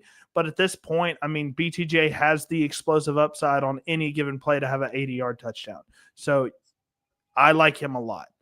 And then I'm going to go with Pacheco and the Kareem Hunt to sit. They just split carries. There's not a ton of upside there unless one of them gets a touchdown. And you don't know which one's going to get the touchdown. If I had to lean, it would be Kareem Hunt, and I think he gets maybe 8 carries. Trevor Lawrence, 1 touchdown guy. I'm staying away from him. He just can't throw multiple touchdowns in a game. So he's been really disappointing with a really good supporting cast. Travis Hunter, he had a decent game last week, had a big-time catch for, I think, 30 yards. But outside of that, it's been quiet. He's being played more on offense now than defense. He's been kind of flip-flopping from week to week, just trying to see what they got. And then last up, Bashal Tootin, I think he had a touchdown last week. But I'm staying away from – or 2 weeks ago he had a touchdown. I'm still staying away from Tootin for now because, I mean, man, he's not going to get a lot of volume because Travis Etienne is just that good right now. I'll tell you, looking at this lineup, Travis Hunter, I think the Jaguars did the Browns a favor just by trading all that capital to get him, and I just don't think he's an elite wide receiver. Again, like I've said with Travis Etienne or with Travis Hunter, he's more of a player that, I think got a little bit too much hype being coached in Deion Sanders, and that it was him and Shador, and there was nobody else on those Colorado teams, and we're seeing it now with Colorado's regression with what Coach Sanders is doing out there in the Big 12. But Travis Hunter, I mean, they gave a king's ransom to the Browns, and the Browns have drafted so well that they're going to be set up for the future without any cap breaking stuff. That Deshaun Watson contract's gonna fall off, and they're going to see what they got with Dylan Gabriel. But going back to the Jags, Kansas City's going to be a tough test. And I think BTJ is going to have a good day. I know McDuffie is an all-pro, and the Kansas City defense has just been playing absolutely amazing. Zero doubt about that. I disagree with Bobby on Travis Kelce. I mean, he just been notably absent. Really hasn't done a whole lot. He's on the downside of his career, and it does feel like Kansas City's offense is all about Pat Mahomes, which it should be. He's your superstar. He's the best quarterback in the league, him and Josh Allen on any given day. But Josh Allen just has a little bit more flexibility with what he has as far as weapons. Because, man, Kansas City without Rashee Rice has shown that they're really struggling. But with Xavier Worthy coming in, I do think that they're able to handle business accordingly. It should be a good game. But like I said, I'll take the Jags. What a show we have had.